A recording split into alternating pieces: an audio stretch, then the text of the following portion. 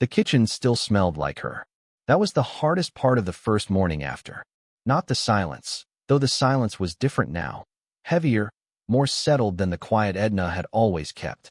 Not the empty chair at the table, though Clara had already caught herself twice turning toward it with something half-formed on her lips. It was the smell. Coffee grounds and old wood, and something faintly medicinal she had never been able to name. Some combination of the eucalyptus salve Edna used on her knees every night and the particular soap she ordered from a catalog twice a year. The smell was still in the curtains, in the dish towels, in the thin walls of the small house on Bering Street. It would fade. Clara knew that. In another week or two, the house would begin to smell like dust and vacancy, and then it would smell like nothing at all, and that would be worse. By the end of this story, I'm also going to share something special with those of you who stick around to the end, something that can help you in your personal life. But first, let's get back to. She stood at the sink with a mug of coffee she hadn't touched and watched the yard through the window. April in Flat Ridge, Missouri, and the dogwood at the fence line was blooming, white flowers against a sky the color of old pewter. Edna had planted that tree the spring Clara was born. She had told Clara this exactly once, without ceremony, the way she told most things. I planted that tree when they brought you here. That was all. Clara had never asked what she meant by brought you here. She had learned early that questions about the past unsettled Edna in a way that was different from ordinary discomfort. The woman would go still, not cold exactly, just closed, the way a room goes quiet when the sound inside it stops. Clara drank her coffee standing up because sitting at that table with the empty chair seemed like a thing she wasn't ready for. She looked at the dogwood and tried to think about practical matters.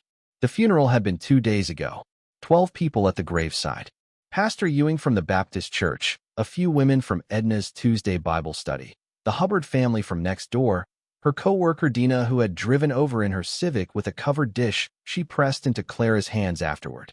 Clara had stood in the April chill in the only black dress she owned and listened to Pastor Ewing say that Edna Mae Webb had lived a faithful life, a quiet life, a life of service. People had nodded. Clara had kept her face still the way she had been taught. The funeral had cost $3,800. She had put $1,200 on a credit card she had applied for at 20 and used only when she had no other option. The rest had come from her savings, which now held $387. She had a shift at Hensley's IGA in 3 hours.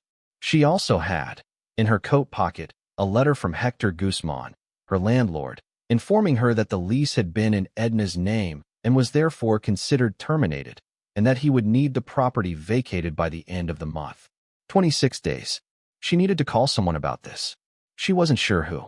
There might be tenant protections she didn't know about, some provision in the law. She had been planning to look it up, but looking things up required energy she hadn't found since the hospital called 9 days ago. Edna, your aunt. Heart failure. It was fast. We're sorry. She rinsed the mug, set it on the drain board, and went to start packing. Edna's bedroom was small and orderly in the way of a person who had lived a long time with very little and had learned to put everything in its place. The bed was made with near-military precision even though no one had slept in it since before the hospital. The dresser held a comb, a hand mirror, a small bottle of perfume that had been a gift and was barely used, and a framed photograph of Clara at around 7 years old standing in the backyard with a gap-toothed smile. There were no other photographs. Clara had noticed this as a child. No wedding portrait. No family at Christmas. Nothing on the walls that told a story about the people who had come before. She started with the closet because the closet was easiest. 4 house dresses, 2 church dresses, a winter coat with a fur collar that had been fashionable in 1972. She folded them into a cardboard box she had gotten from the groceries receiving dock. She would take them to the Salvation Army bin on the highway. That was what Edna would have wanted. The woman had no patience for waste. The dresser drawers held the expected contents. Underclothes. A cedar sachet that released a brief ghost of cedar when she opened the drawer, then nothing more. Handkerchiefs, several of them embroidered EW, her grandmother's before they were Edna's. A small tin containing $9.40 in mixed change.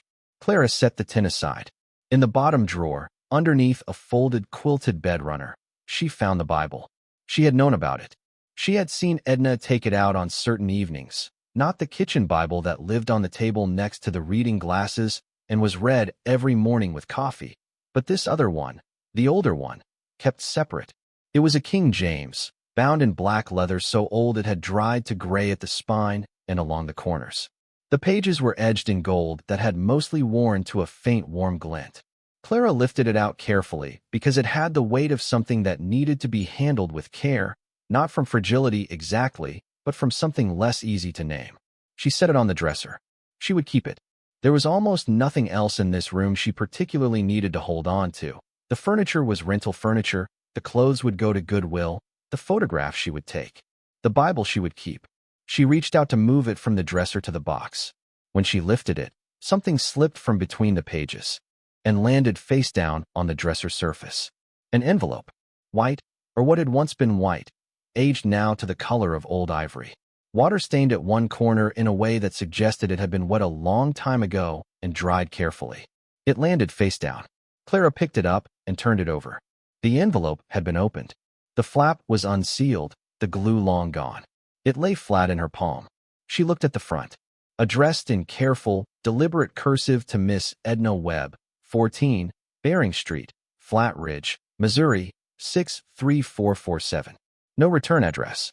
The stamp was a Liberty Bell stamp in the old 37-cent denomination.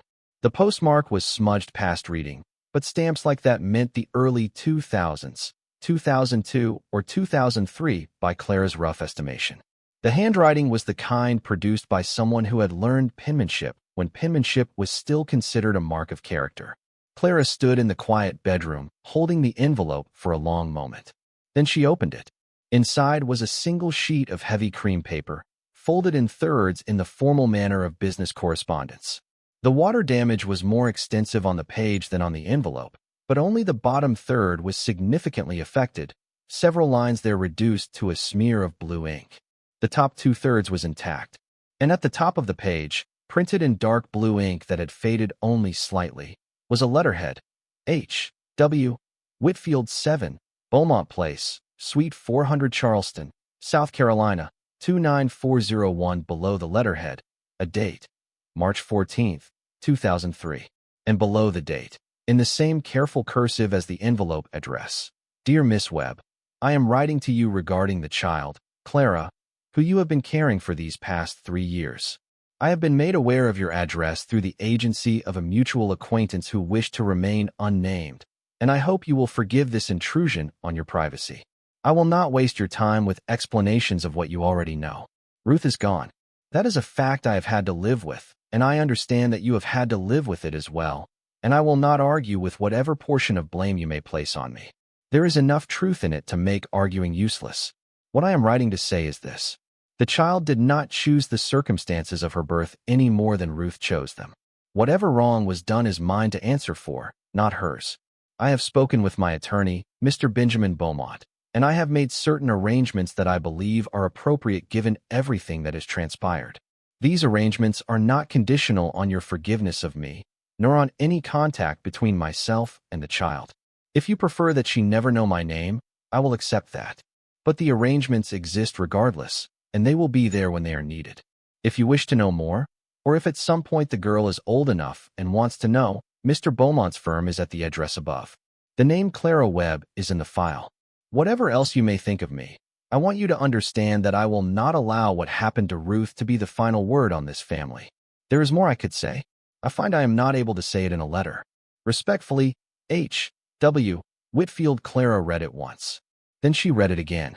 Then she sat down on the edge of Edna's carefully made bed because her legs had stopped cooperating with the rest of her.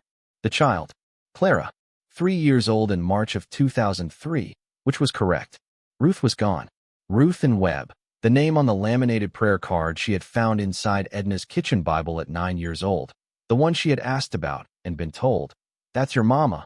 She's with the Lord now," and the card had been gently taken and replaced. Ruth had died young. That was the whole of what Clara knew. And now a letter from someone named H. W. Whitfield in Charleston, South Carolina, addressed to Edna and kept in the old Bible for 21 years. Clara turned the envelope over in her hands, as if the outside of it might explain why. She thought about Edna's particular stillness, the quality she had when certain subjects surfaced. Not coldness. Closing. Clara had understood it as grief and had stopped probing it the same way she had learned to stop asking about certain things. Maybe it had been grief. Maybe it had also been this, a letter a woman had received and put away and decided to keep silent about, and then kept silent about for so long that the silence had become its own kind of commitment. Whatever wrong was done is mine to answer for. Clara folded the letter back into its 3 sections and tucked it into the envelope. She set it on the dresser beside the Bible. She sat for another few minutes on the made bed looking at the photograph of her 7-year-old self, that gap-toothed smile, trying to see someone else's face in it and not knowing whose face to look for. Then she got up and went to work. Dina was at the register when Clara came through the back door, and she looked up with the expression she reserved for conversations she had decided were necessary. Dina was 34, twice divorced, and had worked at Hensley's longer than anyone else on the floor. She knew everything that happened in Flat Ridge and had considered opinions about most of it. She was also, in her particular way, the closest thing Clara had to a friend. They did not spend time together outside of work, but they had spent enough time at the same register, on the same brake bench behind the receiving dock, stocking the same shelves, that something had accumulated between them that was more than co-workers and less than what the word friendship usually implied. "You look like you found something," Dina said. Clara had not planned to say anything about the letter. She was still turning it over in her mind, still deciding what she thought about it, and talking about things before she had decided what she thought about them was not something she did. But she had the letter in her jacket pocket, and when Dina said that, she took it out and handed it over without quite intending to. Dina read it slowly, which Clara appreciated. Some people skimmed and then offered conclusions as if they had read carefully. Dina went all the way to the bottom and then read certain sections again. "Whitfield," she said. "I don't know who that is. Charleston's in South Carolina." "I know." Dina turned the envelope over, looking at the address. "He knew where Edna lived. Knew your name. And knew about my mother. Ruth." Dina said the name in the careful way she said the names of people who had died in the news. Edna never said much about her. She said she died. She said she was young. That was it. And never said a word about this letter. Clara said nothing. That was its own answer. At the end of the break, Dina handed the envelope back. It could be anything. Old family business that got sorted years ago. Some situation that resolved itself and nobody thought to update the file. She paused, straightening her apron. "That address on the letterhead is a law firm." "It is. I checked last night.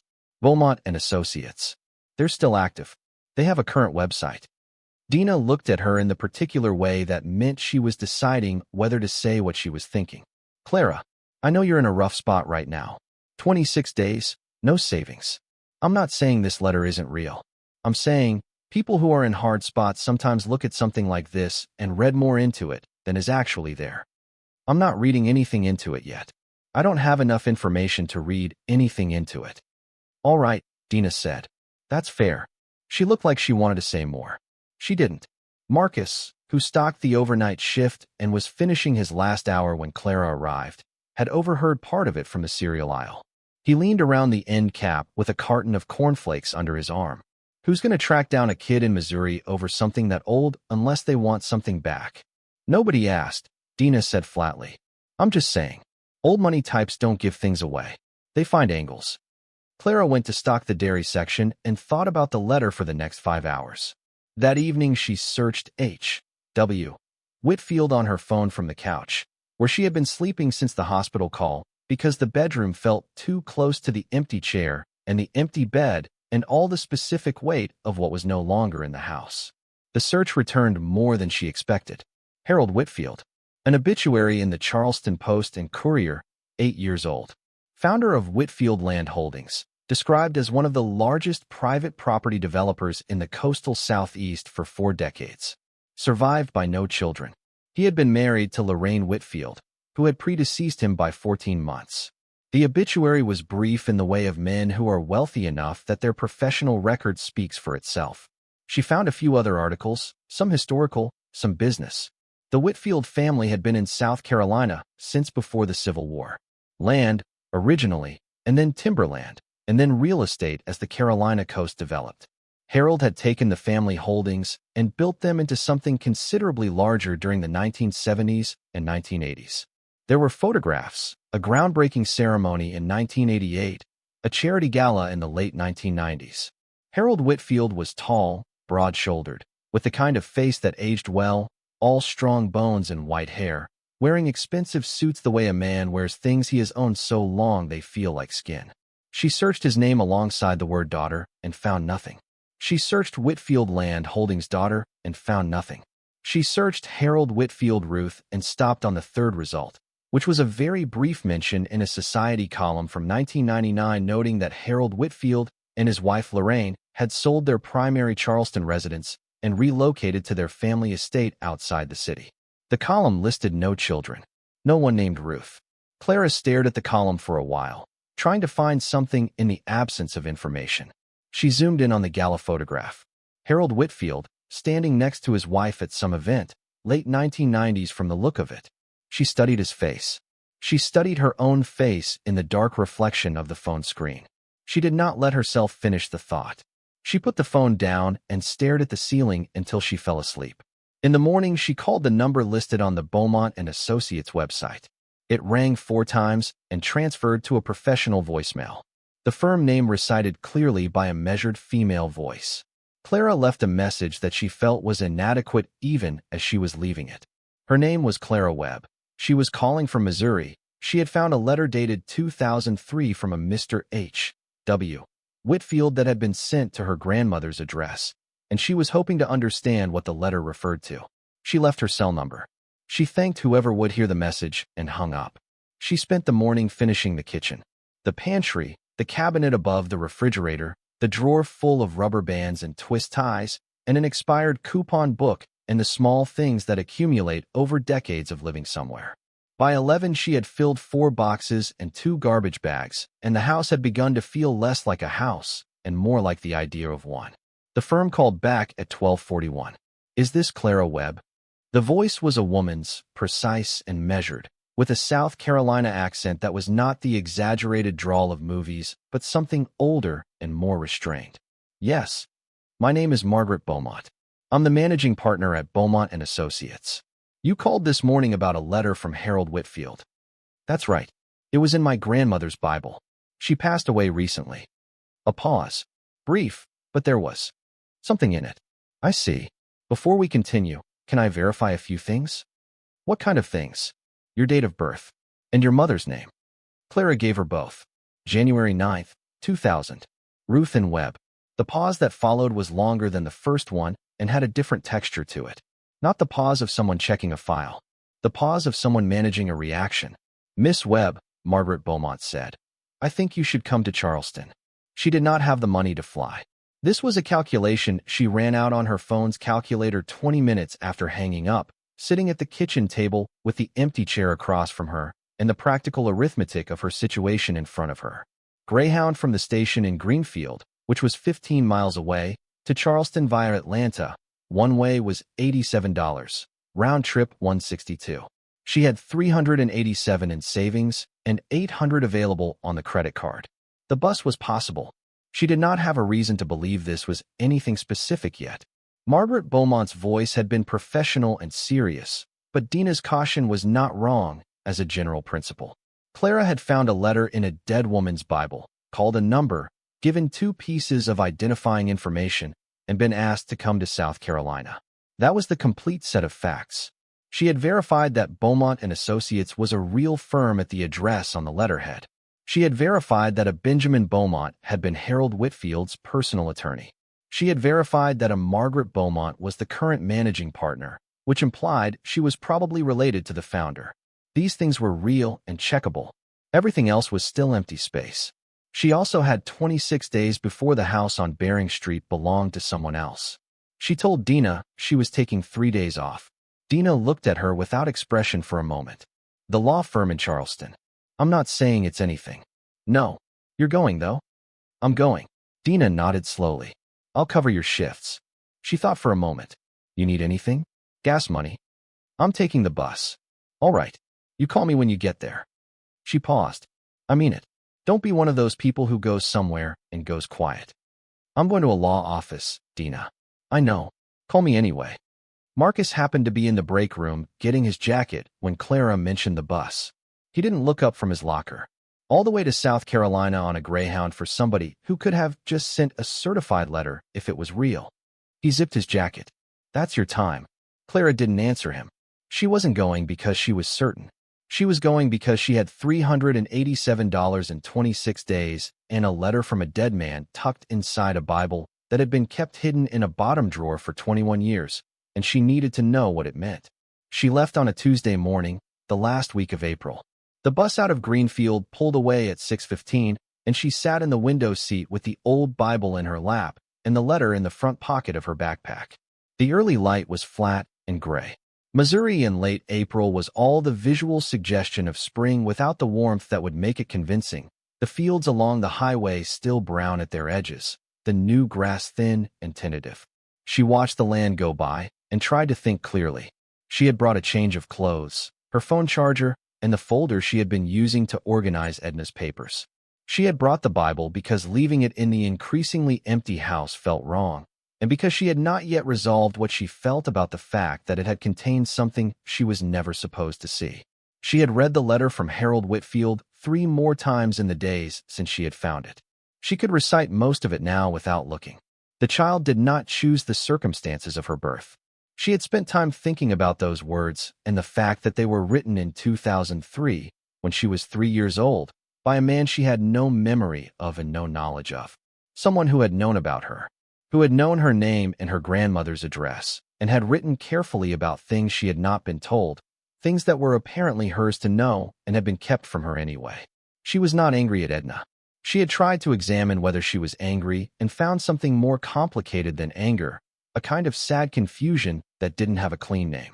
Edna had raised her, had given her everything she could give her, had sat at her bedside when she had the flu in 2nd grade and taught her to do long division at the kitchen table and checked her homework every night for 12 years and come to every school play and graduation ceremony, all without a car, all on a fixed income that required careful management.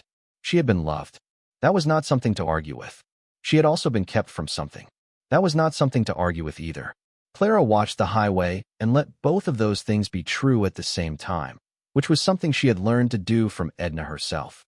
The layover in Atlanta was 3 hours. She ate a sandwich from a vending machine, charged her phone, and called Dina. I'm in Atlanta. Good. Connecting? 2:30 bus. Get in tonight. How are you feeling? Clara thought about it honestly. I don't know what I'm nervous about yet, so I can't really say I'm nervous. Dina made a sound that might have been a laugh. That might be the most sensible thing you've ever said. She got back on the bus. The country changed below the Georgia line. Flatter, more green. The trees different. Loblolly pines instead of the mixed hardwoods she had grown up watching from school bus windows. By the time they crossed into South Carolina, it was late afternoon and the light was doing something she hadn't expected, thicker and more golden than Missouri light, the shadows longer and softer. She pressed her face close to the window and watched the landscape change and felt the distance from everything she knew accumulate in her chest like something physical. She was in Charleston by 6:45, later than planned, construction delays on I-26 that had added 40 minutes to the last leg. The bus station was not the Charleston she had looked at online, the famous part, the row houses and the harbor. This was the working edge of the city, a Dollar General and a check cashing place with bars on the windows and a diner that still had its neon sign lit. She had a room booked at a budget motel 4 blocks away, $39 a night. She walked because it was only 4 blocks and the walking felt important, the way standing on actual ground after a long time in a seat feels important, the body reminding itself what it is. The evening air was warm and held a faint salinity she could not have described to anyone who hadn't stood in it, but would have recognized immediately afterward. Salt air. The ocean was 15 miles away, and it still came through like this, carried on a wind that had been everywhere. She ate at the diner counter because it was there, and she hadn't eaten since Atlanta. The man 2 stools down had a kind face and the local accent, softer than she had expected, with vowels that went where she didn't anticipate. He asked if she was visiting, and she said she had some business to take care of.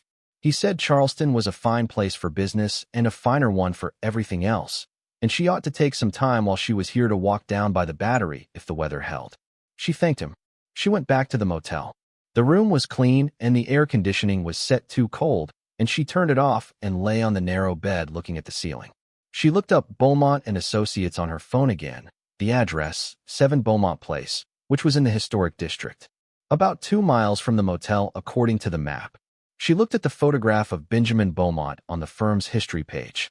A man in his 50s in a photograph that was probably from the 1970s, silver-haired, formal, with the bearing of someone accustomed to being trusted with things that mattered. Then, on an impulse she wasn't sure she could explain, she searched for Harold Whitfield photographs again and looked at the one she had looked at before, the gala photograph from the late 1990s, the tall, broad-shouldered man with white hair and expensive suits. She held her phone up and looked at her own face in the dark window glass above the desk. She set the phone down. She turned off the light. She lay in the dark for a while, and then she slept. She was at Beaumont Place by 8:45 the next morning, 15 minutes before the office opened. The building was 3 stories of old brick on a street that felt like a different city from the motel neighborhood, which it was in several respects. The sidewalks here were wide and lined with trees that were just past their flowering, pale petals drifting in the morning breeze. The buildings had the particular quality of things that had been continuously maintained rather than restored, the difference between something that was old and had always been kept up and something that had been allowed to decay and then fixed. Iron railings, window boxes with small flowers, a quiet that was more texture than absence of sound. The sign beside the door was brass, polished to a soft shine. Beaumont and Associates, Attorneys at Law, EST 1961. Below the main sign, smaller, a list of practice areas. Estates and trusts. Real property. Corporate law. Clara stood outside for a moment. She was wearing the better of the 2 outfits she had packed, dark jeans and a navy blazer she had bought at a thrift store 2 years ago for a community college orientation she had ended up attending in her work clothes because the blazer felt like pretending. She was aware that she looked exactly like what she was. A young woman from a small town in Missouri who had arrived on a Greyhound the night before. She decided there was no useful thing to do with that awareness and went in. The receptionist was a woman in her 50s with reading glasses on a beaded chain and the careful expression of someone who had managed the front desk of a serious law firm long enough that she had seen most things. The office smelled of old wood and paper and something faintly floral, azaleas from the courtyard visible through the window at the back. There was a grandfather clock in the corner that ticked in a way that seemed to make the room more still rather than less. Oil paintings on the walls, dark and formal. A low table with current issues of publications nobody actually reads in waiting rooms. "I have an appointment," Clara said. "Clara Webb. For Margaret Beaumont." The receptionist looked down at her computer screen. Something in her expression shifted, almost imperceptibly. A particular kind of stillness. "Of course. Ms. Beaumont is expecting you. I'll let her know you've arrived." Clara sat in one of the leather chairs and held her backpack in her lap. On the wall directly across from her was a framed black and white photograph of 2 men standing outside this same building, the same brass sign behind them, dated by their clothing to somewhere in the early 1960s. One was older, white-haired, with the gravitas of a founding partner.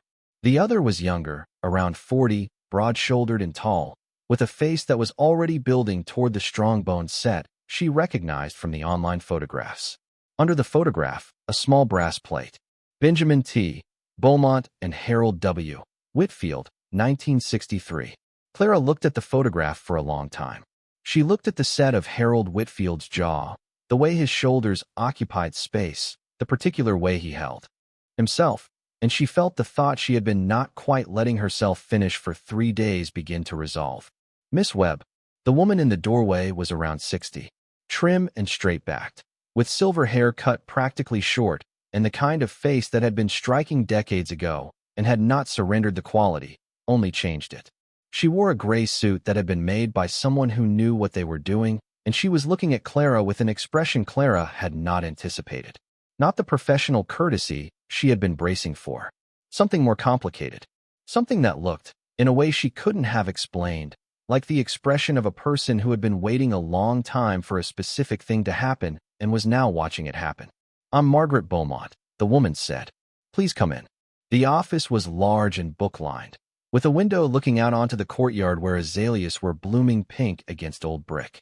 Margaret Beaumont sat across from Clara with a file folder closed on the desk in front of her, her hands folded on top of it.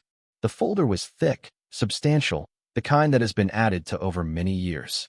Before we find out what happened next in the story, I want to take a brief moment to speak directly to anyone watching who might be going through their own sudden, overwhelming transition. If you are navigating a bitter divorce, the loss of a spouse, or a financial shock, you know the hardest part isn't just the money. It's not knowing what to do first. That is exactly why we created the Phoenix Blueprint. It is a practical, step-by-step guide for starting over. It doesn't have fluffy affirmations or vision boards. It is a tactical survival manual. It gives you the exact checklist for the first 48 hours, including the one rule you must follow. Do not make any decision you cannot reverse. It includes the Found Money worksheet, showing you exactly how to check state databases because 1 in 7 Americans actually has unclaimed money waiting for them right now.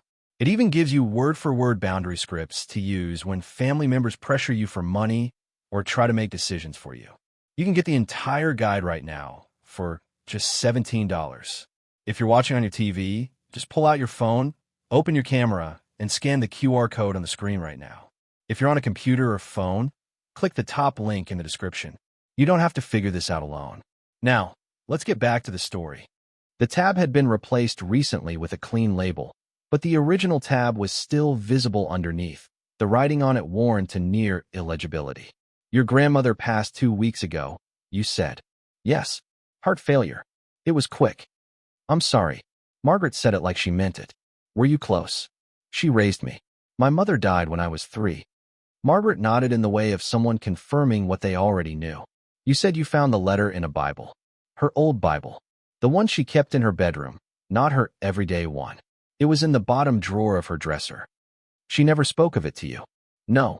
Margaret looked at the folder for a moment, then looked up. I want to be straightforward with you from the beginning. This firm has a file on you, Miss Webb. It's been here since 2004. My father opened it. He was Harold Whitfield's personal attorney for 40 years. When Harold passed 8 years ago, this file came to me. Clara kept her hands still in her lap. What kind of file? A matter connected to his estate, and to a trust he established. The letter mentions arrangements. Yes. Margaret opened the folder, but did not look down at it. She kept her eyes on Clara. Before I explain what those arrangements are, I need to ask you a few things. Some of them are personal. You don't have to answer anything you aren't comfortable with. But the more clearly I understand your situation, the more directly I can explain what this file contains. All right. Do you know who your father was? Clara had been asked this question before, in ways that were not always kind, and she had learned to answer it the same way she answered most hard questions, directly, without apology. No, my grandmother would never tell me. She would only say he was gone. Margaret's expression did not change, but her hands moved slightly, resettling on the folder. His name was James Carlisle. He died in a car accident in Memphis in late 1999, before you were born. He was a guitarist. He played sessions, some live work, mostly small venues. He and your mother, Ruth, met in 1997. The name sat in the room. James Carlisle. Clara repeated it silently. She had never had a name to put to the absence before. You know who my father was. It's in the file.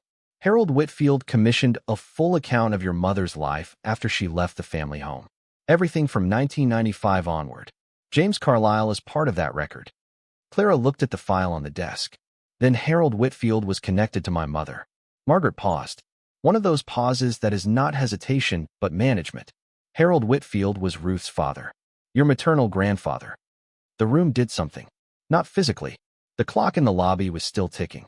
The azaleas outside were still exactly pink. But something in Clara's understanding of the space shifted, the way the quality of light changes when the angle of the sun changes. Everything the same and entirely different. She sat with it. She never mentioned him, Clara said. I wouldn't have expected her to. Their relationship ended in a way that was very damaging to Ruth. Harold was a complicated man in several respects, and what happened between the two of them was something he spent years trying to reckon with. Margaret's voice was careful but not impersonal. He was not a good father to her. He would have been the first person to tell you that. The letter says he believes the wrong was his to answer for. Yes, he said that to my father many times in the last years of his life. Margaret looked down at the folder, turned a page. He tried to contact your grandmother twice. Once in 2003, the letter you found, and once again in 2007. There was never a response. She kept the first letter. Margaret said, softly, "Did she?" And the words were not a question, but something said quietly to the room. It was in the Bible. She kept it for 21 years. She just didn't tell me about it. Margaret was quiet for a moment. Edna Webb protected you in the way she understood protection.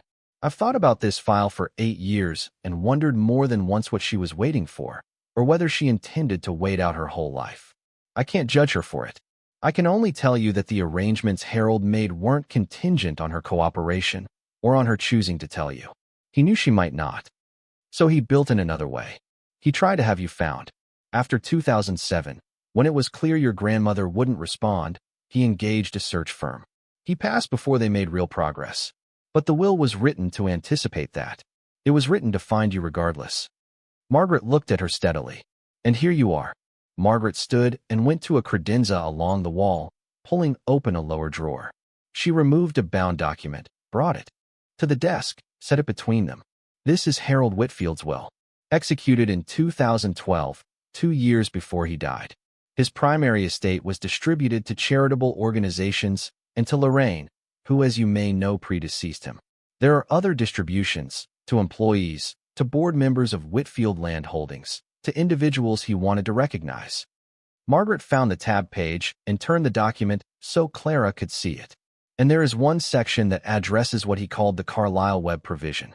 That's you. He named you specifically, and he established a DNA verification mechanism with this firm so that identity could be confirmed conclusively. We have a sealed sample in our records. Clara looked at the page. The language was dense and formal. She looked at the numbers set off near the top of the provision, preceded by the phrase estimated current value of trust principal and interest as of most recent quarterly valuation, and followed by a list of assets. The number was $410 million. She read it 3 times. She read it the same way she read numbers on a calculator after an arithmetic mistake, expecting on the next look for them to correct themselves into something smaller and more sensible. They did not. The number sat on the page in ordinary typeface, unremarkable by any visual measure, $410 million, and beside it a list of assets that included managed investment accounts, a portfolio of South Carolina and Georgia real estate, a commercial building in downtown Charleston, and one property described as the Whitfield family estate, approximately 400 acres, main house with ancillary structures, tidal creek frontage. Clara set her hand flat on the desk and looked at it. That's the current valuation, Margaret said. The trust was established with an initial endowment of approximately $90 million in assets, primarily land and a cash reserve. It has grown over 20 years. He left me the house, Clara said. The family property. The house and the land and everything that pertains to it. The main house has been maintained continuously since Harold's death by a property management arrangement. There is a caretaker couple who live in a smaller house on the grounds.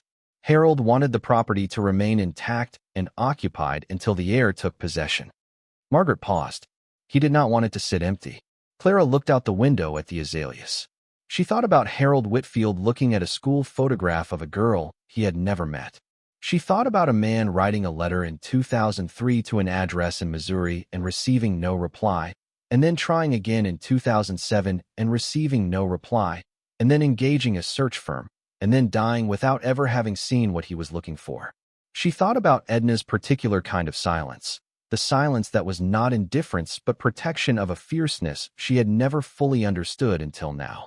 He never met me, she said. No. He kept a photograph. Margaret looked at her. He did. A school photograph. Your grandmother's address had changed, but an investigator located it earlier, in a school district record. You would have been around 12. A pause. He kept it in his desk. Clara looked at the azaleas and felt something move through her that she could not name cleanly. It was not simple sadness and not simple grief. It was the feeling of a room you did not know existed opening its door, a room that had been furnished and maintained for years, with a photograph of you in the desk. I'd like to read the will, she said. I've had a copy prepared for you. Margaret removed a thinner document from the folder and slid it across the desk. Take all the time you need. I'll get some water. She left quietly, and Clara sat alone with the document, and the clock ticking in the lobby, and the azaleas outside the window, and the number on the page, and did what she had always done with things that were too large to take in all at once. She started at the beginning and read carefully. The document was 47 pages. She read 22 of them before Margaret returned with 2 glasses of water and set them on the desk without comment. Clara kept reading. The language was dense but not, in its essentials, difficult. Harold Whitfield had been methodical. He had clearly expected his heir to be a stranger to the Whitfield name and had written accordingly, explaining at each step what was meant and why. The assets included cash in a managed investment account that had been compounding since 2004. They included the real estate portfolio, developed and undeveloped land along the South Carolina and Georgia coast, some of it in the family since the 19th century. They included the commercial property on King Street in downtown Charleston.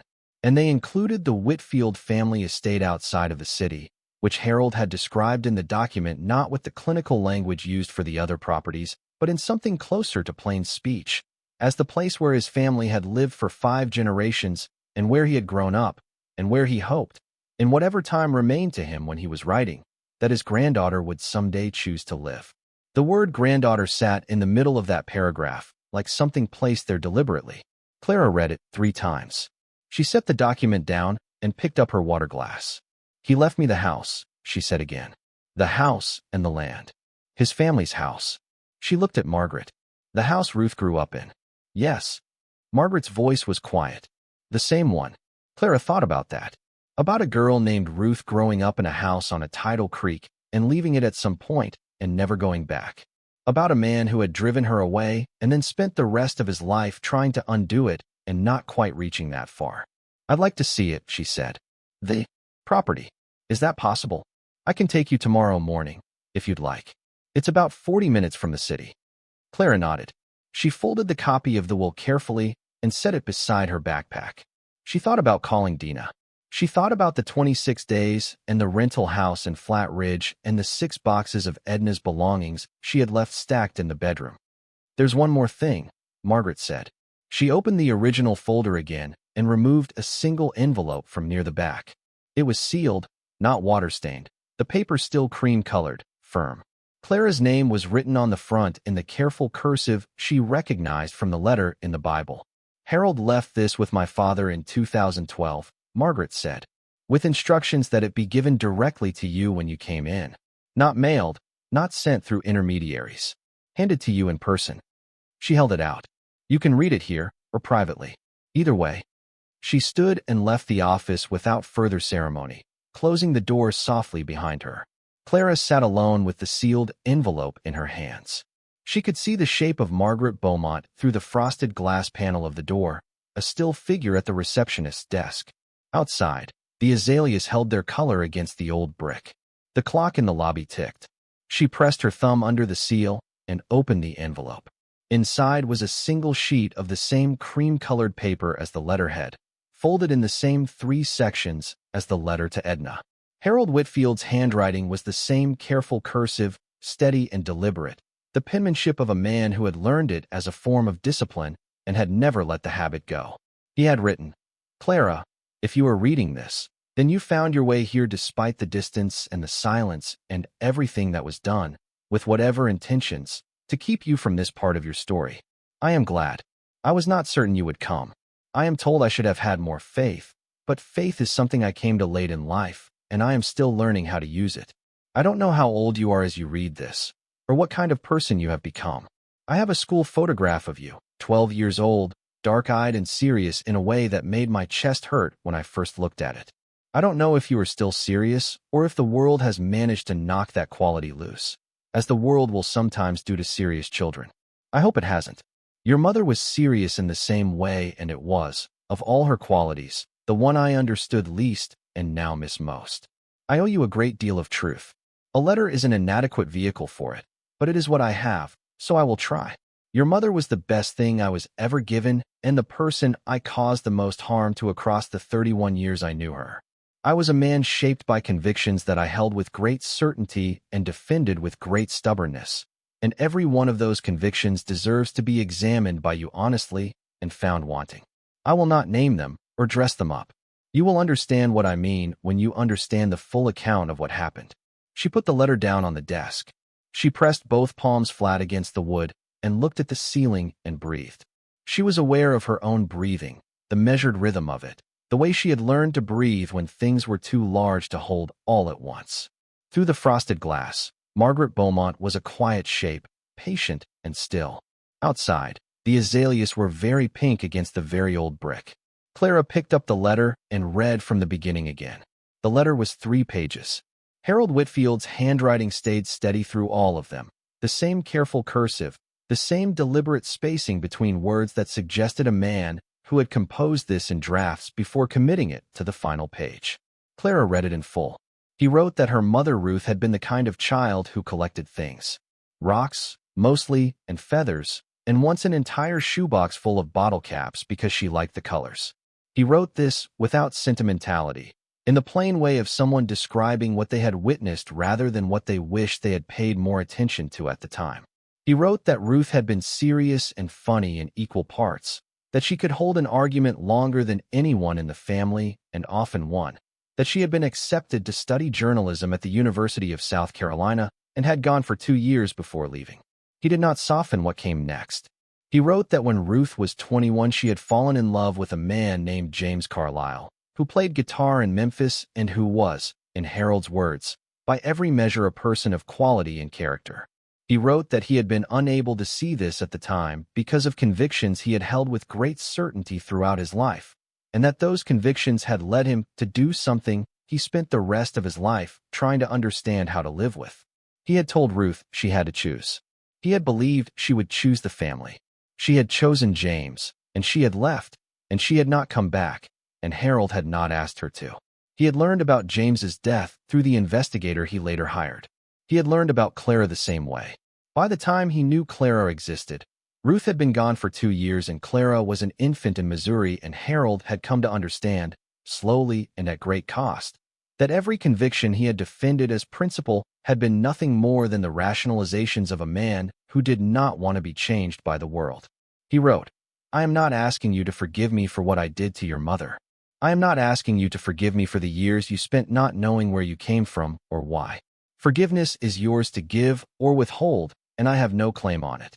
What I am asking is only this, that you take what I have left you, not as payment for a debt that cannot be paid, but as the only way I found, to make something real out of my regret.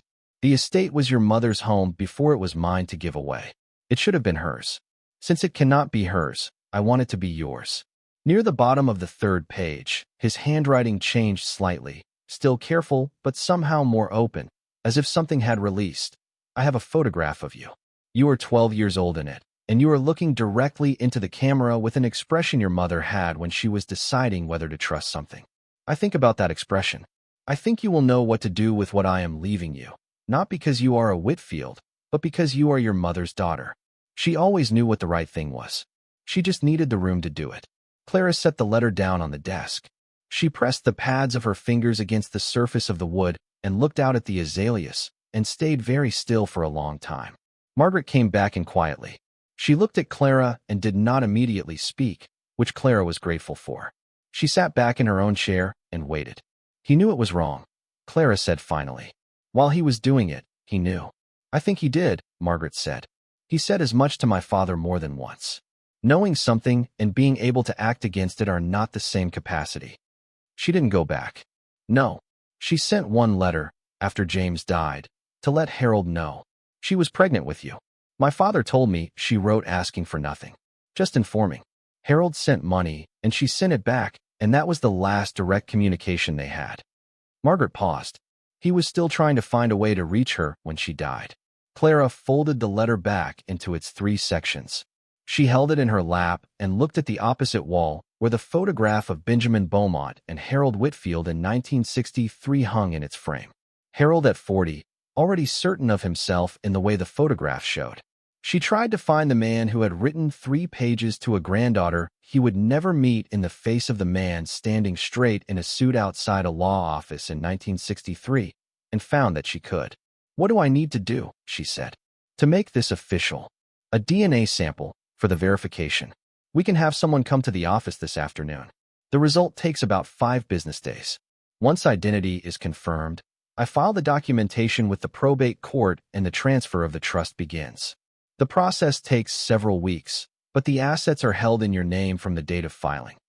And the estate, the house. You can visit tomorrow, if you'd like. The caretakers are there. Clara put the letter carefully in the front pocket of her backpack, where the envelope from the Bible already was. 2 letters now. One kept for 21 years and one kept for 8. She thought about the weight of paper and how much it could hold. I'd like to visit tomorrow, she said. That evening she sat on the edge of the motel bed with the phone in her hand for a long time before she called Dina. It's real, she said when Dina answered. A silence. Then, real how? Real in the way that requires a lawyer. Real in the way that has a number attached to it that I can't say out loud yet because I haven't finished believing it. Another silence. Clara could hear the television in the background at Dina's apartment. Clara. His name was Harold Whitfield. He was my grandfather. My mother was his daughter. He died 8 years ago and left everything to me. Everything meaning $410 million. A house. Land. Dina did not say anything for a long time. I'm getting a DNA test tomorrow, Clara said, to confirm it officially. Clara. I know. $410 million. I know. More silence. Then Dina's voice, lower and more careful than Clara had heard it before. You okay? Clara thought about that honestly. I don't know. I feel very far away from myself. From everything. That makes sense. A pause. He left you everything and you never met him. He kept a photograph of me. A school picture. In his desk. Dina was quiet again. Call me tomorrow. After you see the house. I will. And Clara, whatever it feels like when you're standing in that house, it's okay to feel it. Even if it's complicated. Clara thanked her and ended the call and sat in the thin April warmth of the motel room. She opened the letter from Harold Whitfield again and read the last paragraph, the one about the expression in the photograph, the one about her mother always knowing what the right thing was. She turned the light off at 10 and lay in the dark with the air conditioning off again, listening to the sounds of the city through the thin walls, traffic, and someone's music somewhere, and the occasional siren running past on the arterial 2 blocks over. She thought about Ruth and Webb growing up in a house on a tidal creek 40 minutes from where Clara was lying right now. Ruth who collected rocks and feathers and bottle caps. Ruth who could hold an argument and usually won. Ruth who had chosen James Carlisle over everything she had grown up inside, and who had sent one letter after he died and sent back the money and had not asked for anything. She thought about Edna keeping that letter in the old Bible in the bottom drawer of her dresser. What Edna had made of it. Whether she had read it more than once, or whether she had read it once and put it away and never opened it again. The way you put away a thing you don't want to keep thinking about, but can't make yourself destroy. She did not sleep well, but she slept. Margaret picked her up from the motel at 8 the next morning in a dark blue Volvo that was clean and exactly as practical as Margaret herself. She had a thermos of coffee and she handed it to Clara without comment when Clara got in, which Clara appreciated considerably. They headed west out of the city on a road that shifted within a few miles from urban arterial to something quieter, lined with old oaks that were enormous and unhurried, their branches meeting above the road in a way that turned the morning light green and slow. The houses along the road changed character. First the near suburbs, modest and close together. Then larger properties set further back, beginning to show the particular quality of land that has been in the same ownership for a long time. The way old property settles into itself differently from new. Tell me about the caretakers, Clara said. Thomas and Eleanor Greer. Thomas has been on the property for almost 30 years. He started when Harold was still actively living there. Eleanor came with the marriage about 20 years ago. They live in the cottage at the north edge of the property, maintain the grounds and the house. They're good people. They've been waiting a long time for this. What do they know about me? I called them last night to say the heir had been found and that I would be bringing her out today. I didn't give details. Margaret glanced at her briefly. I thought you should have that conversation yourself, in your own time. The road narrowed further. The oaks gave way to a different kind of tree, those long needle pines she had noticed from the bus, and then the land began to open on the right side, and Clara caught the first glimpse of water, a tidal creek running through marsh grass that was the bright acid green of new growth. The water was dark and smooth and the morning light caught it in long horizontal lines.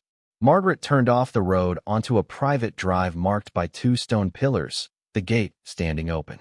A weathered wooden sign, letters carved deep enough to have survived decades of coastal weather. Whitfield. Clara looked at the sign as they passed it. Said nothing. The drive was a quarter-mile of crushed oyster shell through old live oaks, the trees arching above in the way she had seen in photographs of coastal Carolina estates, but had understood only abstractly until now. That particular architecture of branch and shadow. When the oaks ended, the house appeared. It was large in the way of a house that had been added to over many generations, not all at once, each addition made in a slightly different era and for a slightly different reason, so that the whole was not symmetrical but felt somehow more honest for that. A central 2-story section in the old plantation style, wide covered porches on both floors, white paint that had gone the warm yellow-white of things that are not neglected but are simply old. To the left, an addition that was probably Victorian, taller windows, more ornament. To the right, a lower wing that looked like it had been added sometime in the 20th century, more plain and functional. All of it connected. All of it held together by the same wide yard of old grass and mature camellias and the live oaks that stood on 3 sides like they had been there before the house and expected to be there after it. Clara got out of the car. The smell was the first thing. Salt air and the particular green smell of wet marsh and something floral she couldn't name. The morning was warming. A mockingbird was going through its entire repertoire somewhere in one of the oaks. She stood in the crushed shell of the drive and looked at the house and felt something she had not anticipated, which was not awe, exactly, and not the feeling of having arrived somewhere she belonged. It was simpler than that. It was the feeling of standing in a place that had existed all her life, 3 states away, for 100 miles from the house on Bering Street, entirely without her knowledge. The front door opened and a man came out, followed by a woman. Thomas Greer was in his 60s, weathered and solid, with the unhurried walk of someone who had worked the same land for decades. Eleanor was a few years younger, slight and sharp-eyed, with the kind of face that expressed things directly whether or not the rest of her was trying to hold them back. Thomas stopped at the bottom of the porch steps and looked at Clara for a moment in a way that was not quite scrutiny and not quite recognition, something partway between. "You look like her," he said. His voice was the local accent, deeper and more coastal than Margaret's, the vowels longer. Clara understood he meant Ruth. She did not know what to do with that. Eleanor came down the steps and took Clara's hand in both of hers. "We're glad you're here. We've been here a long time, waiting for somebody to come and be in this house properly. Mr. Whitfield wanted that." They went inside. The front hall was high-ceilinged and cool, the floors heart pine aged to a deep amber. A staircase curved up from the center of the hall to the second floor, the banister worn smooth at the height where a hand would naturally rest. On the walls of the hall, framed in the dark wood that was used throughout the house, were photographs. Old ones at the bottom of the stairs, sepia and formal. More recent as you went up, black and white through the middle of the century, color appearing in the 1970s. Generations of Whitfields standing in front of this house, sitting in chairs on the porch, dressed in the fashions of their respective eras, each one looking at the camera with some variation of the same composed expression. Clara walked slowly along the wall of photographs. She was looking for something specific and she found it. A girl of maybe 17 in a photograph from what she estimated was the early 1990s, standing on the porch with a slight squint against the sun. Serious, dark-eyed, with her shoulders set in a way that suggested she was deciding whether she trusted the camera. She stood in front of that photograph for a long time. "That's Ruth," Thomas said quietly, from just behind her left shoulder. "I know," Clara said. She looked at her mother's face, the composed young woman in the photograph who didn't know yet about James Carlisle or Memphis or Missouri or the daughter she would leave in a 2-bedroom rental on Bering Street, who was standing in this hall, in front of this staircase, in the house she had grown up in. Clara studied her face the way she had been unable to study it from the laminated prayer card in Edna's kitchen Bible, the way she had been unable to study it from the absence all her life. Eleanor, who had been watching her, said nothing. She waited. Thomas showed them the ground floor. The parlor, which was formally furnished but not in used feeling. The furniture good quality and well-maintained, the surfaces dusted and clean. The dining room, large enough for a table that sat 12, the china cabinet along the wall holding pieces that had been there, from the look of them, for several generations. The kitchen, which had been updated sometime in the 1980s and again, more recently, in a way that was practical rather than showy, the kind of renovation done by people who actually intended to use a kitchen rather than display it. Through the kitchen windows, the back of the property extended toward the creek. A broad lawn, old camellias in full bloom along the left edge, a dock extending maybe 40 feet out into the dark tidal water. A flat-bottomed boat tied at the dock that looked like it was used regularly. Mr. Whitfield used to take that boat out in the mornings, Eleanor said, from beside Clara at the kitchen window. Right up until the last year or so. He said the creek reminded him of things he needed to remember. Clara didn't ask what he had needed to remember. She thought she knew. They went upstairs. The second floor had 4 bedrooms and a wide central hallway that ran the length of the house. The same heart pine underfoot, the same high plaster ceilings overhead. Thomas showed her the guest rooms, which were neat and plain. He showed her the room that had been Harold's in his final years, which was larger and looked out over the back lawn and the creek, the desk against the window still holding a few papers and a lamp, and, Clara noticed, a small framed photograph placed face up in the center of the blotter. She crossed the room and looked at it. It was a school picture. A girl of 12 in a blue sweater, looking directly at the camera with an expression that was, as Harold had described it, slightly provisional, as if she had not yet decided whether the thing in front of her was worth trusting. Clara recognized herself the same way she recognized herself in a mirror, with a slight delay that was not really a delay, but felt like one. She picked it up and held it. He had that on his desk for 6 years, Thomas said from the doorway. After he passed, I moved it there. Seemed like the right place for it to be. Clara set it down carefully, exactly where Thomas had placed it. They went to the end of the hallway. Thomas stopped in front of the last door on the right, which was different from the others in a small but distinct way. The others had plain brass hardware. This door had a lock, an old mortise lock with a keyhole below the knob, and a key in the keyhole that had not been turned. Mr. Whitfield's instructions, Thomas said. He told me directly, the last time he was well enough to walk the house with me. This room is for Clara, not to be opened until she's here and ready. Clara looked at the locked door. I've honored that, Thomas said. 8 years. Eleanor too. She looked at him. He was not the kind of man who said things for effect. She had understood that in the first few minutes of knowing him. He said this simply, as a statement of fact. 8 years, and he had kept the instruction. Thank you, Clara said. She turned the key. The lock clicked open with the particular sound of old mechanisms that have been well maintained, clean and solid. She turned the knob and pushed the door open. The room was medium-sized, south-facing, with 2 windows that let in a quality of light that was different from the rest of the upstairs, warmer, more direct. It had been a bedroom once, in an earlier era of the house's use, but it had been converted at some point into something more like a study or a sitting room. There was a desk, smaller than Harold's main desk downstairs, and a wingback chair near the window, and along 2 of the walls, built-in shelves that went floor to ceiling. The shelves were full, not with books, though there were some books, with boxes, labeled in Harold's careful handwriting. Envelopes, also labeled. Framed photographs, turned face out, organized in rows. A guitar case, standing upright against the left wall, dark brown leather worn at the corners. Clara crossed to the guitar case first. It was a vintage hard case, the kind made for a specific guitar, with a luggage tag attached to the handle. The tag had been written on in the same careful cursive. James Carlyle, 1967 Gibson ES, 335. Found in storage, Memphis, 2004. Clara unlatched the case and opened it. The guitar was deep red, a semi-hollow body with the warm, aged look of an instrument that had been used and loved and then carefully kept.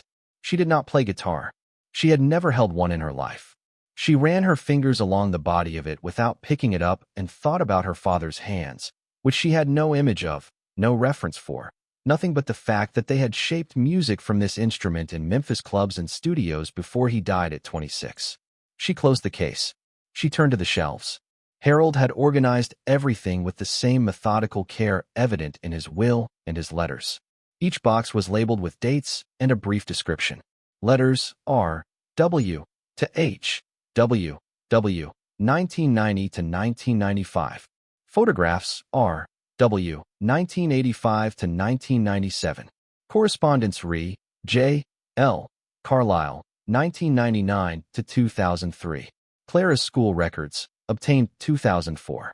Clara, photographs, 2004 to 2012. Medical records, R. A. Webb, obtained 2002. He had been collecting this for 20 years. Had assembled, piece by piece, a record of the daughter he had driven away and the granddaughter he could not reach, and had put it all in this room, organized and labeled, waiting for the person who would have the most right to it. Clara pulled a chair from the desk and sat down in front of the shelves. She was aware of Margaret standing in the doorway behind her and Thomas and Eleanor somewhere further back in the hallway. None of them came into the room. None of them spoke. The silence had the quality of a silence that is being kept on purpose, and she was grateful for it. She reached for the box labeled letters R, W, to H, W, W, 1990 to 1995, and opened it. Inside were letters in Ruth's handwriting, which Clara had never seen before and recognized immediately as related to her own. The same tendency to crowd words slightly, the same slightly large capitals. Letters from a teenage girl to her father, then from a young woman. They were the letters of someone who had been close to a parent and had wanted to stay close, who had written home from college with the mixture of reported fact and performed confidence that people use when they want to seem more certain than they are. Clara read the first few and put them back. Not because they weren't important, but because they required more than she had right now. She was aware of something building in her chest that wasn't grief exactly, though it was related to grief, wasn't anger though it contained something like anger. It was the feeling of holding the evidence of a life she had been kept from, not maliciously, or not only maliciously, but kept from nonetheless, and feeling both the loss of it and the fact that it was here now, all of it, organized and labeled in boxes on shelves, waiting. She reached for a box near the middle of the shelf. It was labeled, in a different pen from the others, with handwriting that was the same but slightly less steady, as if written later when Harold's hands had begun to show his age. For Clara. Please read last. It was heavier than the others. She set it in her lap. She was about to open it when Margaret's phone rang from the doorway. Margaret answered it in a low voice, turned half toward the hallway. Clara could hear the rise and fall of the conversation without making out words. She held the box in her lap and waited. Margaret came back to the doorway. Her expression had changed. I need a few minutes, Margaret said. There's something I need to address. Clara set the box on the desk and went into the hallway. Thomas and Eleanor had moved tactfully further back toward the stairs, giving space. Margaret had the phone at her side and her free hand was doing something careful with the expression on her face, the way people look when they are deciding how to present information that is not what anyone wanted to hear. A lawyer named Philip Cortland called my office this morning, Margaret said. He represents a man named Davis Whitfield, Harold's nephew, his brother Emmett's son. Davis is in his 50s. He lives in Columbia. Clara waited. Davis Whitfield has retained Cortland to raise a formal challenge to the will. They're questioning the validity of the Carlisle-Webb provision on several grounds. One is the claim that Harold was not of sound mind in his final years, and that the trust was established under undue influence by my father. Margaret said this with the flat precision of someone reporting facts they have an opinion about. Another is that the DNA verification mechanism is insufficiently robust to establish identity conclusively. He wants the estate. He expected he would eventually receive something. Harold was the last of his generation. Davis had no particular relationship with him, but he had an expectation. Margaret looked at Clara steadily. This is not unusual. Challenges like this happen in estates of this size. It doesn't change what Harold's will says or what the trust provides for. But it takes time. It may add weeks to the process, possibly longer if he files formally. My firm has handled contested estates before. The grounds he's citing are not strong. She paused. But I wanted you to know before it becomes something larger. Clara looked back at the open door of the room Harold had kept for her, at the shelves visible through the doorway, the guitar case standing against the wall. What does Davis Whitfield know about me? Almost nothing at this point. Cortland's call was a fishing expedition. He wanted to know who you were and whether I'd confirm the basics. I gave him nothing beyond what will be in the public filing once we proceed. Does he know my name?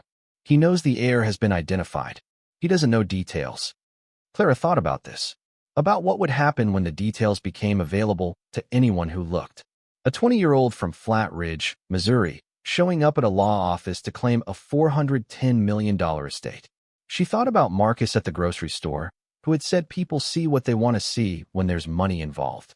She thought about how this story would look from the outside, and how different it would look from the inside, and how little she could do to control which version spread faster. "What do I need to do?" she said.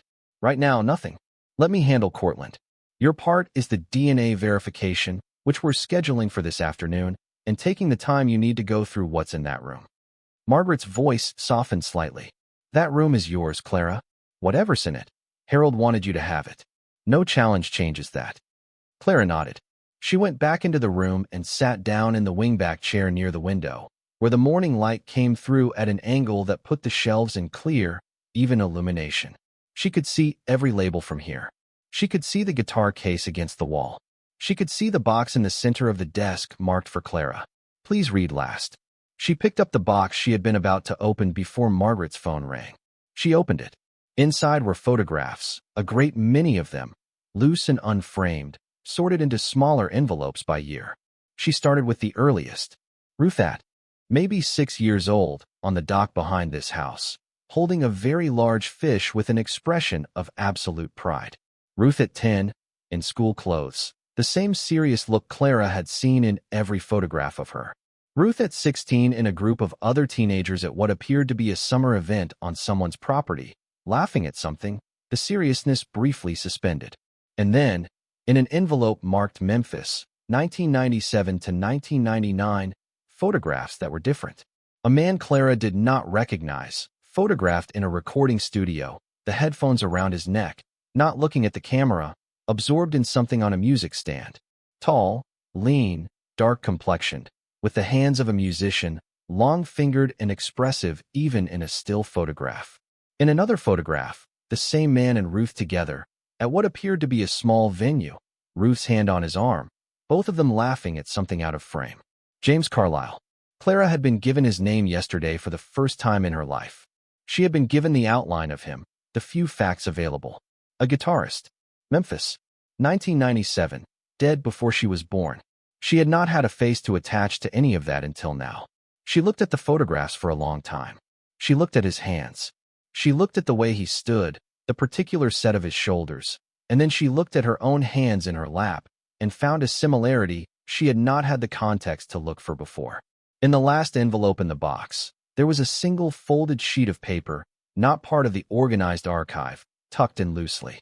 When she unfolded it, she saw it was a letter in Ruth's handwriting, the same handwriting she had seen in the boxes on the shelf, but different from the girlhood letters she had scanned.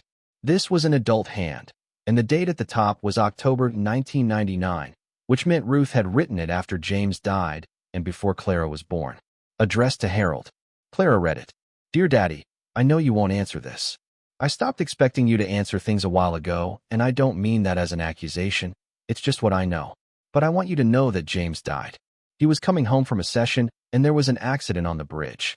They told me it was fast, and I am choosing to believe that. I am pregnant. Due in January. I don't know what I'm going to do yet, and I don't need anything from you.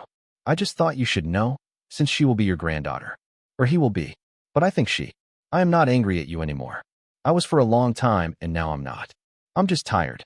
I'm going to find somewhere quiet to have this baby and figure out what comes next. Edna Webb said I can come to her in Missouri if I need to. She was always kind to me, and I believe her. I hope you are well. I hope someday things are different." Ruth Clara folded the letter and held it between both hands and looked out the window at the back lawn and the camellias in bloom and the dark water of the creek beyond the dock. "I am not angry at you anymore. I was for a long time, and now I'm not." She thought about Edna receiving a young woman she had only ever known in passing, taking her in, helping her deliver a baby in January, and then, when Ruth died a few years later, keeping that baby and raising her in the small house on Bering Street, and keeping a letter in the bottom of an old Bible and never saying a word about any of it. The silence that she had grown up inside began to make a different kind of sense to her. Not less complicated, but different. She stayed in the room for almost 2 hours. When she finally came out, Thomas was in the hallway with a glass of water, and Eleanor was downstairs starting something in the kitchen that smelled like food. Margaret was in Harold's study with her laptop and a phone pressed to her ear, working. The house was full of the ordinary sounds of occupied space, the particular atmosphere of a place that had been empty too long and was beginning to remember what it was for. Clara came downstairs and stood in the kitchen doorway. Eleanor looked up from the stove. "You're hungry," Eleanor said. Clara realized she was. "I haven't eaten since yesterday." "Sit down." Clara sat at the kitchen table and ate eggs and toast and drank 2 cups of coffee while Eleanor moved around the kitchen with the comfort of someone who had worked in it for 20 years. Neither of them said much. The mockingbird was still going outside the window, cycling through its catalog. She sat at that table. Eleanor said, after a while, "Ruth, Harold would tell me, when he was older and talking more than he used to. He said she sat there every morning with her coffee before school. Said she was the first one up." Clara looked at the table. Old wood, scarred from decades of use. "He missed her," Eleanor said simply. "I know. Did you find what you needed in that room?" Clara thought about the photographs in the guitar case and the letter Ruth had written in October of 1999. "I found a lot. I need time with it." "Take all you want." Eleanor set a dish towel on the counter. "This house has been waiting. It can wait a little more." After lunch, Margaret came to find Clara in the backyard, where Clara had been standing at the edge of the dock watching the tidal creek. The water moved slowly with the outgoing tide, carrying small pieces of marsh grass on its surface. A great blue heron stood absolutely still in the shallows 40 yards upstream, doing what herons do. "We should talk about next steps," Margaret said, coming to stand beside her. "The DNA sample this afternoon." "Yes, and I want to tell you about something else." Margaret had a folder under her arm that she had not had before. "When Thomas and I were going through the house inventory this morning, he showed me a section of the basement I wasn't aware of. A separate storage room below the main cellar. Harold had it built in 2005. It's not on the original house plans." Clara looked at her. "He had it built in 2005, yes. Thomas supervised the construction. He was told it was for archival storage. Climate controlled. He's had the key the whole time, but Harold's written instruction was the same as the upstairs room, to be opened by the heir in person." Clara looked at the heron. It had not moved. "You want to open it now?" Clara said. "I want to open it with you, yes. I want to know what Harold put down there, and I want to witness whatever we find." Thomas had the key. It was a different type from the upstairs room key, a modern key for a modern lock, which fit the timeline of 2005 construction. He led them through the main cellar, which was cool and well-organized, shelved with the kind of long-term storage provisions a large, old house accumulates. Wine racks in one section, maintenance supplies in another, old furniture covered in moving blankets. At the far end of the cellar, behind a set of shelving that could be moved, there was a door. It was heavy, steel-framed, the kind of door that meant something about what it was protecting. A digital lock beside the handle, and below it, a written note in a small frame that Thomas had apparently fixed there himself at Harold's request years ago. The note read, in Harold's handwriting, "This room is for my granddaughter Clara. Please ensure she opens it herself." Thomas stepped back. Margaret stepped back. Clara entered the code that Thomas had been given separately and that he had held for 8 years. The lock released. The door swung inward. The room was roughly the size of a large bedroom, the walls lined with metal shelving in the manner of a proper archive. The air was cool and dry, the kind of controlled atmosphere maintained for the preservation of objects that need specific conditions. A single overhead light activated automatically, casting a clear, even illumination over everything inside. It took Clara a few moments to understand what she was looking at. The shelves held crates, the wooden kind with data tags, and cases of the type used for valuable transport, and frames wrapped in archival paper propped upright in padded racks. At the center of the room, on a low table bolted to the floor, sat 4 flat steel lockboxes, each with its own combination, each labeled in Harold's handwriting with a number and a brief description. She crossed to the nearest wrapped frame and lifted the protective corner of the archival paper. It was a painting. She was not an expert in art. She knew enough to understand that what she was looking at was old, that the style placed it somewhere in the 19th century, and that the quality of the thing, even to her untrained eye, was different from decorative work, different from the competent but unremarkable pieces she had seen in the main rooms of the house.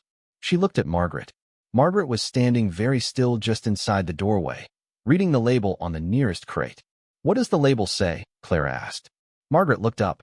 "American Folk Art, 19 Documents, Provenance Whitfield Family Estate, 1820 to 1890. Authenticated 2006, Sotheby's, New York." She moved to the next label.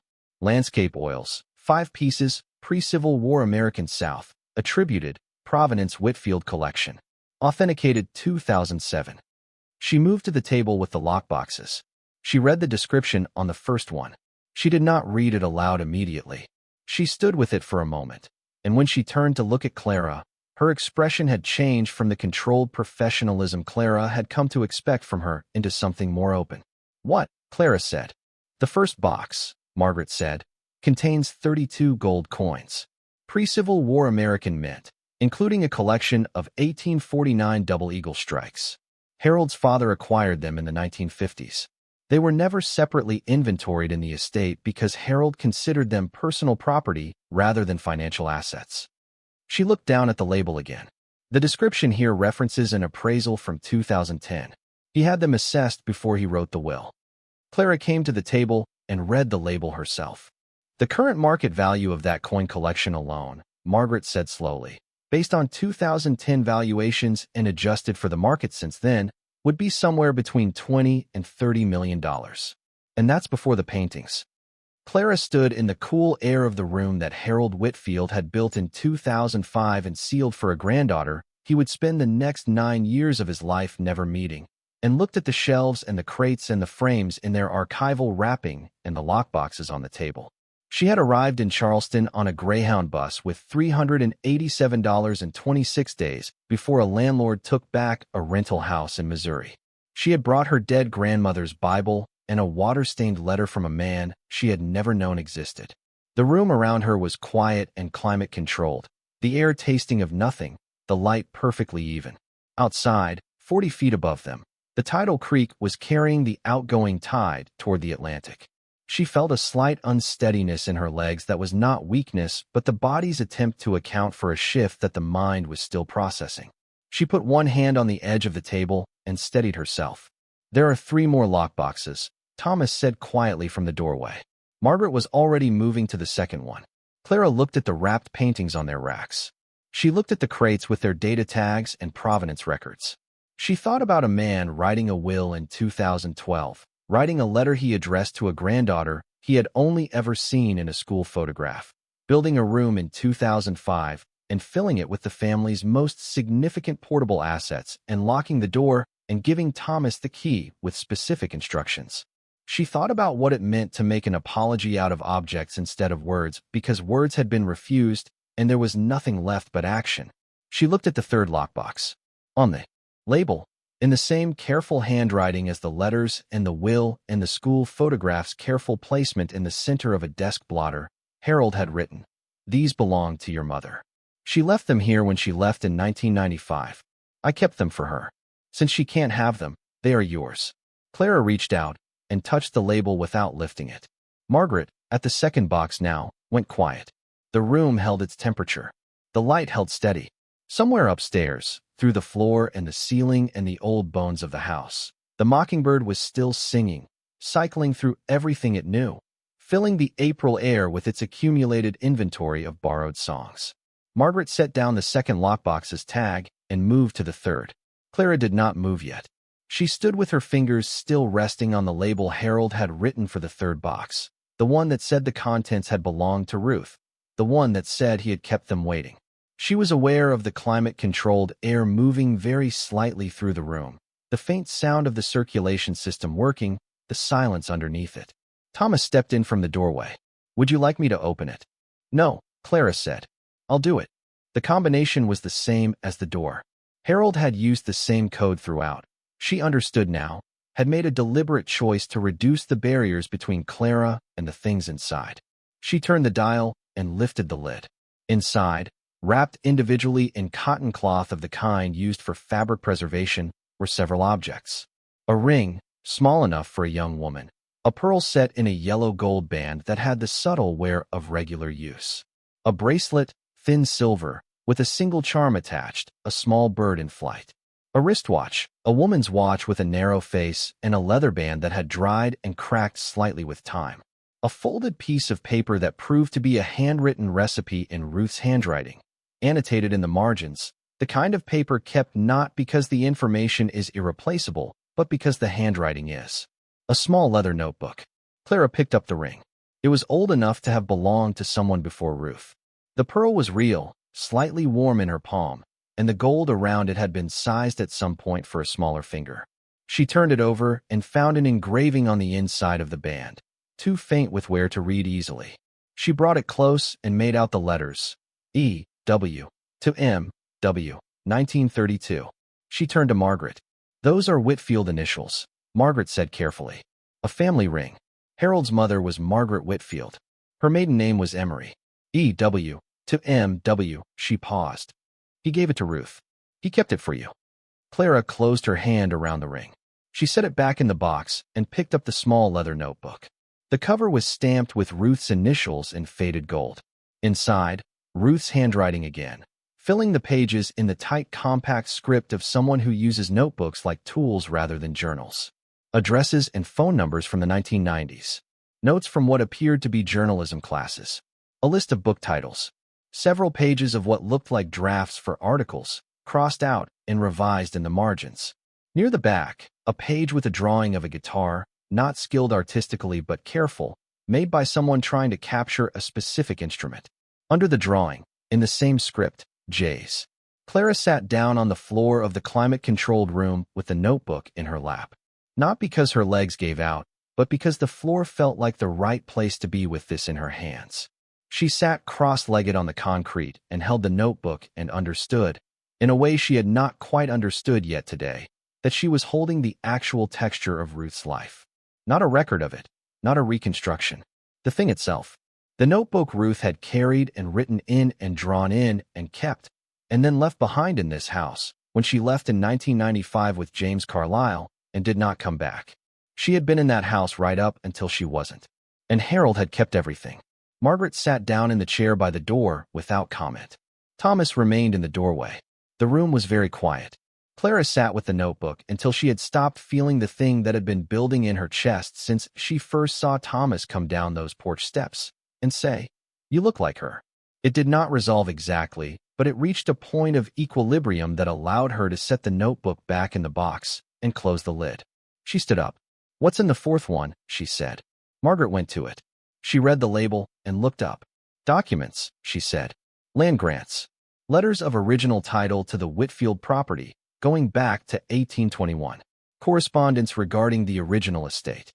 Historical records." She turned the label toward Clara so she could read the full description. At the bottom, Harold had added a line in the smaller, less steady handwriting that Clara was beginning to recognize as his later years have had these assessed. The set is significant. The assessor's contact information is in the folder at the bottom. Clara should have them properly appraised. Historical documents of this kind, in this condition, with this provenance, Margaret said, can be extraordinarily valuable. Particularly anything connected to early American land history in the coastal South.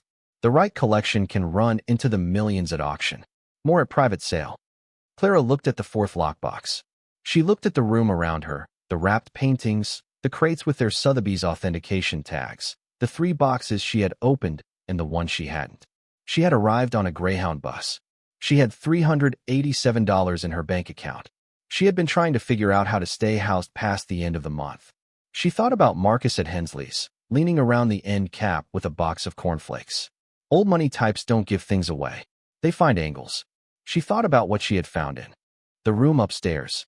The guitar case with its luggage tag. The boxes of photographs, carefully sorted and labeled. The letter Ruth had written in October 1999, the one that said, "I am not angry at you anymore." The school photograph in the center of Harold's desk blotter, placed there by Thomas after Harold died, and kept there for 8 years because it seemed like the right place for it to be. She thought about a man building a room in 2005 and filling it with everything he had that was portable and irreplaceable and real, and locking it for a granddaughter he had been trying to find for years and was beginning to suspect he would not find in time.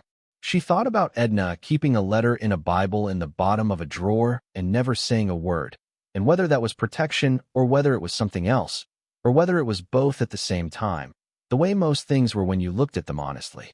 She thought about Ruth saying, "I just thought you should know, since she will be your granddaughter." She said it so plainly. She had always known what the right thing was. She just needed room to do it. Clara opened the fourth lockbox. The documents were inside, a folder of them, and below the folder a sealed envelope. This one different from the others, not cream-colored letterhead paper, but ordinary white, and on the front in Harold's handwriting. "Read this one first." Clara looked at it. She had already read the letter Harold had written for her in Margaret's office. That had been 3 pages of careful explanation and managed regret. She had read it twice. This envelope was something different, something he had put here rather than in the law office file, something he had wanted her to find only after she had stood in this room and understood what it held. She had followed his sequence so far. She had read the room. She had held the ring. She had sat on the floor with Ruth's notebook in her lap. She picked up the envelope. She did not open it yet. She looked around the room one more time, at everything Harold Whitfield had spent his last years assembling for a girl he had seen only in a school photograph, and she understood that whatever this letter said, it was going to require the same quality of stillness she had needed for everything else today. She put the envelope in her jacket pocket.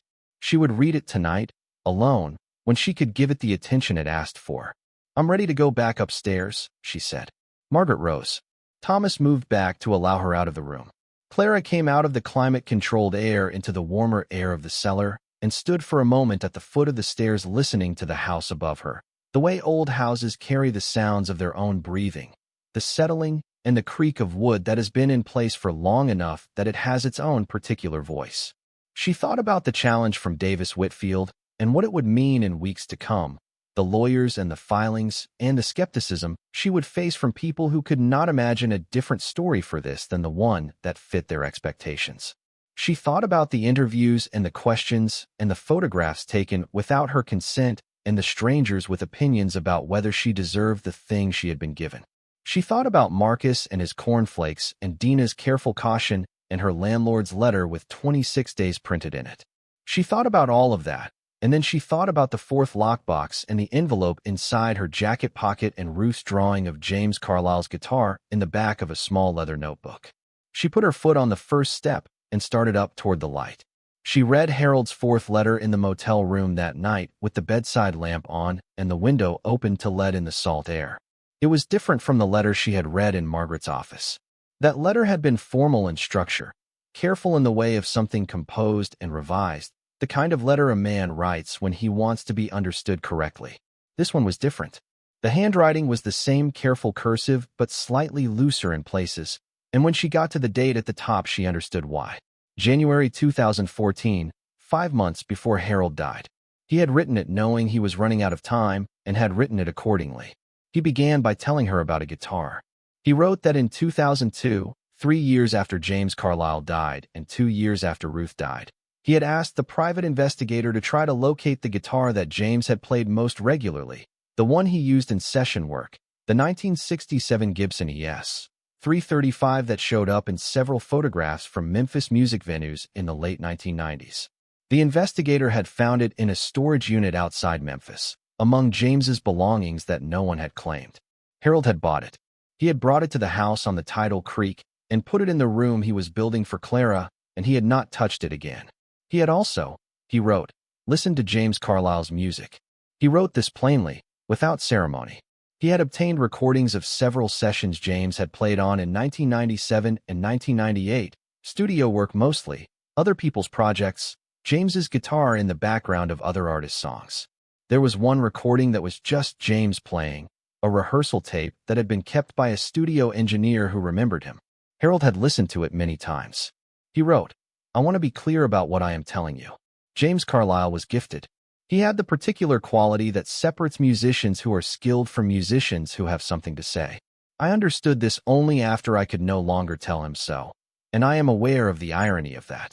I spent years refusing to see what my daughter saw in 40 minutes.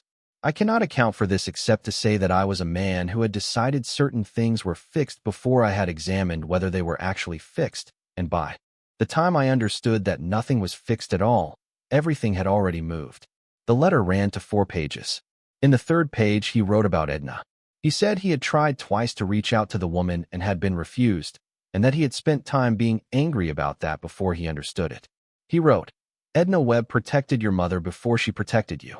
She took Ruth in when Ruth had nowhere to go, and she kept you when there was no one else. I do not know what she told you about your family or what she chose not to tell you. I suspect she chose silence because silence felt safer than the truth. I find I cannot hold this against her. She gave you what I should have given Ruth and could not. Whatever she kept from you, she kept it for reasons that were not small.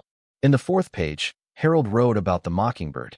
He wrote that there had been a mockingbird nesting in the live oak outside his bedroom window for as long as he could remember. Not the same bird, obviously generations of them, but always one. He had noticed it particularly in recent years, lying in bed in the mornings when the light came through and the bird started its catalog. He wrote that a mockingbird never sang its own song, only what it had heard from other birds, a whole life spent carrying borrowed material. He had thought about that a good deal in recent years. He wrote, I have spent most of my life believing I knew what things were worth and what they were not worth. I was wrong about most of what mattered. I built the room below this house not as payment for what was done, but as evidence that I was capable of knowing the difference between those two things. Finally, the room holds what is left. What I want you to understand is this. Every object in it was gathered because I believed it belonged to you. Not to the estate. Not to the Whitfield family. To you specifically, because you are what Ruth left. That is the only inheritance that actually counts. Everything else is just what was left around it. The letter closed simply. I would have liked to know you. I believe you are someone worth knowing. I am sorry that my failures made that impossible. Take care of the mockingbird. Clara folded the letter. She sat with the folded paper in her hands for a while, looking at the water stain on the ceiling above the motel bed. She thought about what it cost a person to write that way, to put all the understanding on a page when the understanding had come too late to do anything practical with it. She thought about how Harold had listened to James Carlisle's guitar and recordings and had kept the guitar and had never told anyone what he thought when he heard it. She put the letter with the others, carefully, in the folder she had started keeping. She called Dina at 10:15. Dina listened without interrupting, which was not always Dina's way. When Clara finished, Dina said, He listened to the music.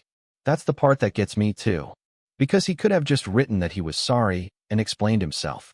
But he went and actually listened. Yeah. A pause. What are you going to do? Clara looked at the folder on the motel desk. I'm going to take the DNA test tomorrow. I'm going to go through whatever legal process Margaret needs. And then I'm going to figure out the rest. The house. The property. All of it. Clara. Dina paused. You don't have to decide everything right now. I know. You're allowed to take time. I know. Good night, Dina. She turned the lamp off and lay in the dark and listened to the city outside the window and thought about a bird cycling through everything it had learned, filling the spring air with all its borrowed songs. She fell asleep before she finished the thought. The DNA test took 11 minutes. A technician came to Margaret's office the next morning with a kit and a form in a professional manner, took a cheek swab and a brief verbal confirmation of identity, and left. Margaret said the result would take 5 business days and that they could begin the preliminary paperwork in the meantime. Clara signed several documents she read carefully. She asked questions about the ones she didn't fully understand, and Margaret answered them without condescension, which Clara appreciated. The challenge from Davis Whitfield's lawyer, Philip Cortland, arrived as a formal letter to Beaumont and Associates that same afternoon. Margaret called Clara at the motel and read the relevant section. The challenge alleged that the trust provision had been established when Harold was in a state of diminished cognitive capacity, that the DNA verification mechanism did not meet the legal standards required for identity confirmation in contested estates, and that the heir had not been adequately identified through proper channels. It requested a 60-day extension on all probate proceedings. Clara listened to all of this. How strong is it? She said. It isn't. My father worked with Harold on this provision for 2 years. Harold had 2 independent cognitive evaluations during that period, both of which found him fully competent. The DNA mechanism was designed specifically to anticipate a challenge like this. Cortland is filing because it's what you file when you want to put pressure on a claimant who might be willing to settle for less in exchange for speed. Margaret's voice was measured.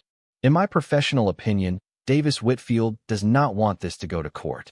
He wants you to offer him a portion of the estate in exchange for his withdrawing the challenge. And if I don't offer him anything, then he files. It slows the process. We respond. The challenge fails. It costs both sides legal fees and time, but you prevail. A pause. He's betting you'll want to avoid the fight, that you don't have the resources for a drawn-out contest. Clara thought about what resources she had. She had $387 in her bank account. She had a lawyer who had been managing this file for 8 years and clearly had no intention of letting it be taken from her.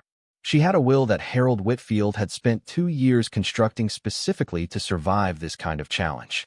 "Tell him I'm not settling," she said. Margaret was quiet for a moment and then said, "I was hoping you'd say that." The DNA result came back on the 4th day rather than the 5th. Margaret called at 8:30 in the morning with a quality of composure in her voice that Clara had begun to recognize as the way Margaret expressed things she was pleased about. "The result confirms identity," Margaret said. "Clara Webb is the biological granddaughter of Harold W. Whitfield through his daughter Ruth and Webb. I'm filing the documentation this morning." Clara was sitting on the dock behind the Whitfield estate when the call came. She had driven out with Thomas the previous afternoon and stayed in one of the smaller guest rooms rather than go back to the motel. She had sat on this dock for an hour the night before, watching the last of the daylight go and the first stars appear over the marsh, and trying to understand the shape of what was happening to her. She looked at the creek when Margaret finished speaking. "Okay," she said. "There's more. I've been in touch with the appraisal firm Harold used for the basement collection. The gold coin collection alone came in at $31 million at current market values. The paintings have been assessed by a specialist at Sotheby's Atlanta. There are 7 pieces of significance. The total assessment for all 7 is between $40 and $50 million, depending on the venue of sale." A pause. "The historical documents in the 4th lockbox are more complex. The assessor needs time with them. But the preliminary review confirms they are what Harold's notes indicated, and the estimate for the full document collection is between $8 and $12 million. Clara watched a fish break the surface of the creek and disappear. "So the estate's actual value," she said, "is significantly higher than the $410 million in the trust records. The basement collection was not included in the trust valuation because Harold kept it separate, classified as personal effects. We're now looking at something closer to $500 million total, once the documents are fully assessed and the paintings are placed." Margaret's voice was careful. "The challenge from Cortland becomes even less likely to succeed in light of this. His client stood to inherit nothing either way under the terms of the will, but Davis Whitfield may not have understood how extensive the estate actually was." Clara stood up from the dock. Philip Cortland withdrew the challenge 11 days later, without explanation in the filing, though Margaret told Clara privately that Cortland had called the afternoon before to indicate his client was reconsidering. Davis Whitfield requested a meeting. Clara did not have to agree to this. Margaret told her as much, but she agreed to it anyway, for reasons she found difficult to explain when Margaret asked, and which had something to do with the 4th letter and the word irony and the idea that the understanding that comes too late is still understanding. They met in Margaret's conference room on a Tuesday afternoon.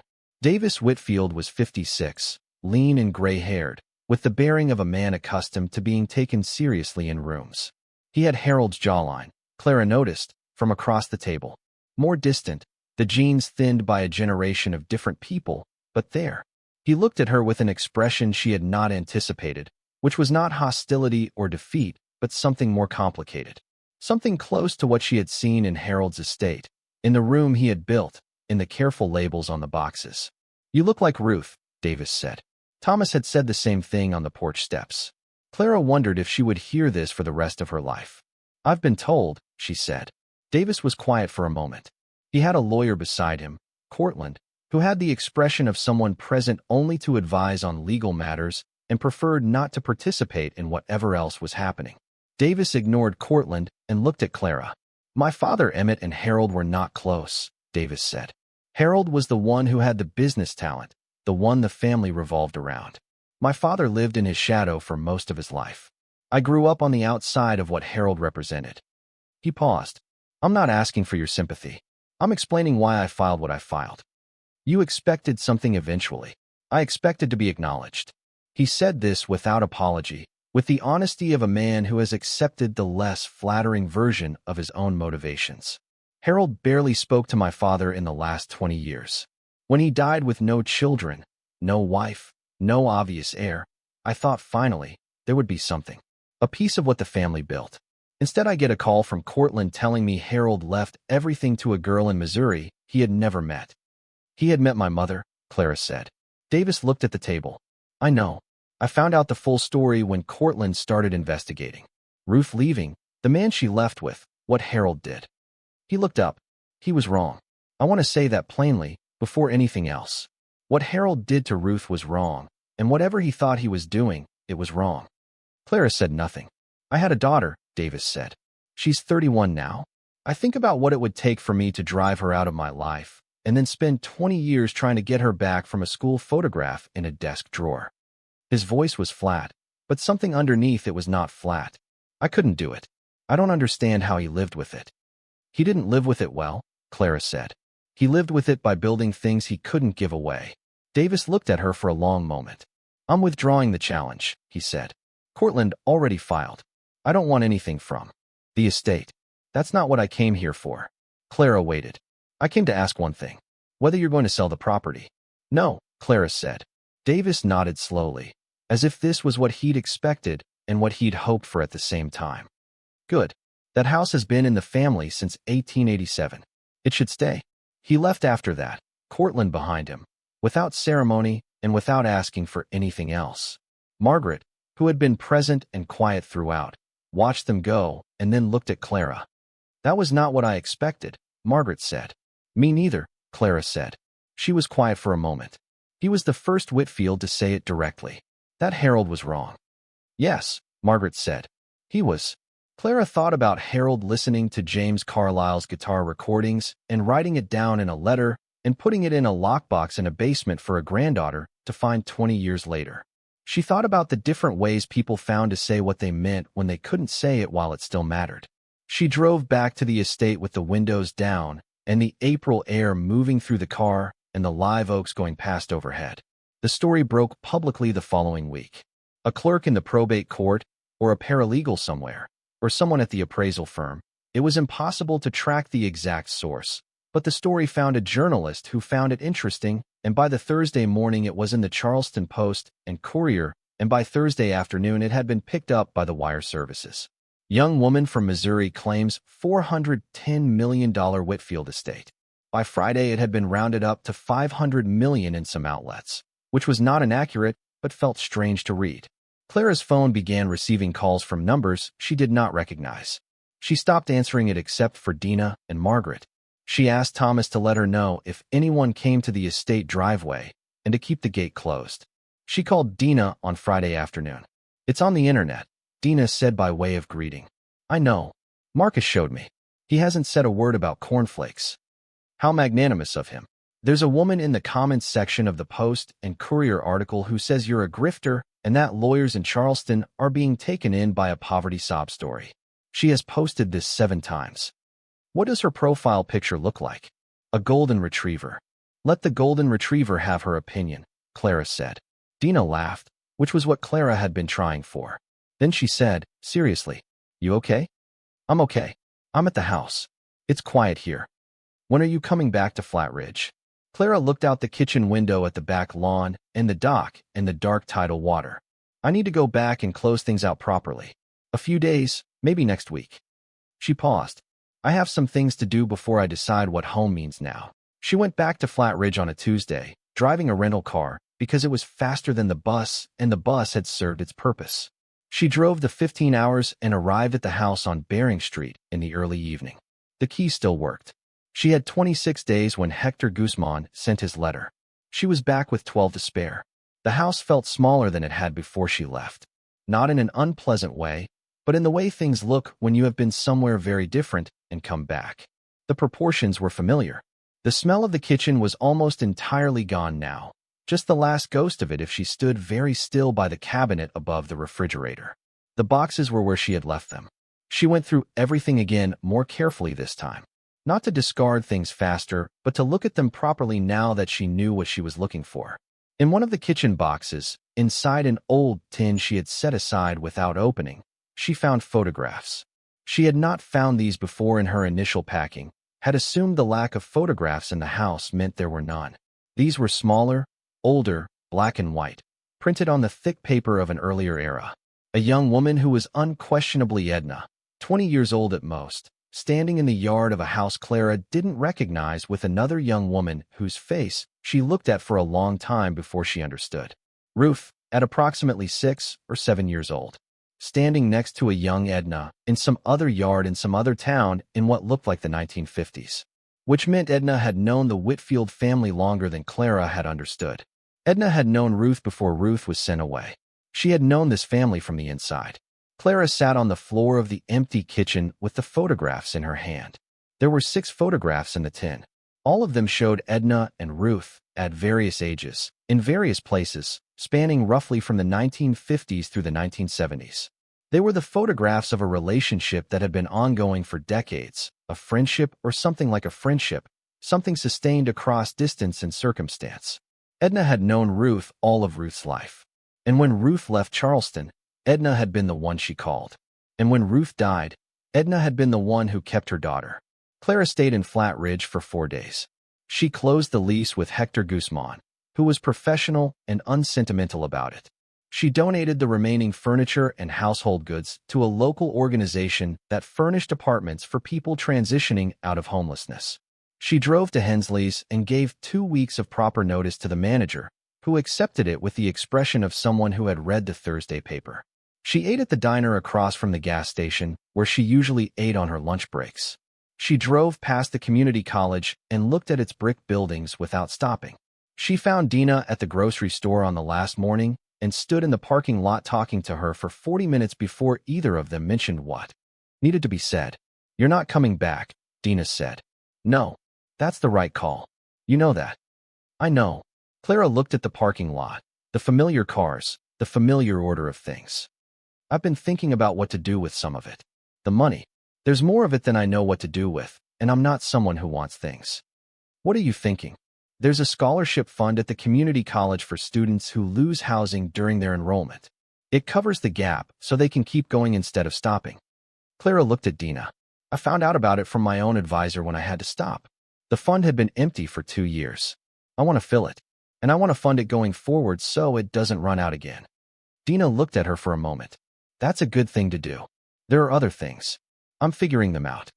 Dina opened her arms, and Clara walked into the hug, which was not something they had done before, and which felt right in a way that the strangeness of it didn't undermine. "Go," Dina said. "Go take care of that house." Back in Charleston, the appraisal process continued. The historical documents from the 4th lockbox took 3 weeks to fully assess. The assessor, a specialist from a university archive program in North Carolina, drove down twice and spent 2 full days with the collection. When her report came back, it confirmed what Harold's preliminary note had estimated and added considerably more. The collection included 4 letters signed by a founder of the South Carolina colony in 1712, a set of original Revolutionary War-era land grants, and a correspondence between a Whitfield ancestor and a figure of documented historical significance that the assessor described as of significant academic and market importance. The full assessed value of the document collection was $14 million, $2 million above the upper end of Harold's note. When Margaret called Clara with this number, Clara was sitting in what she had begun to think of as Harold's room upstairs, going through the boxes on the shelves in the careful way she had been going through them 1 or 2 boxes at a time each evening, reading what she was ready to read and setting aside what needed more time. She had read most of the letters between Ruth and Harold from Ruth's teenage years. She had read them slowly, letting herself feel the specific texture of a relationship between a father and daughter before it broke. The tenderness in Harold's responses to Ruth's early letters was its own kind of instruction in what he had later chosen to destroy. She had been keeping a notebook of her own, sitting in the wingback chair with the window's light coming over her shoulder, writing down things she wanted to remember. Not a journal exactly, more like the organized version of what it feels like to understand something for the first time.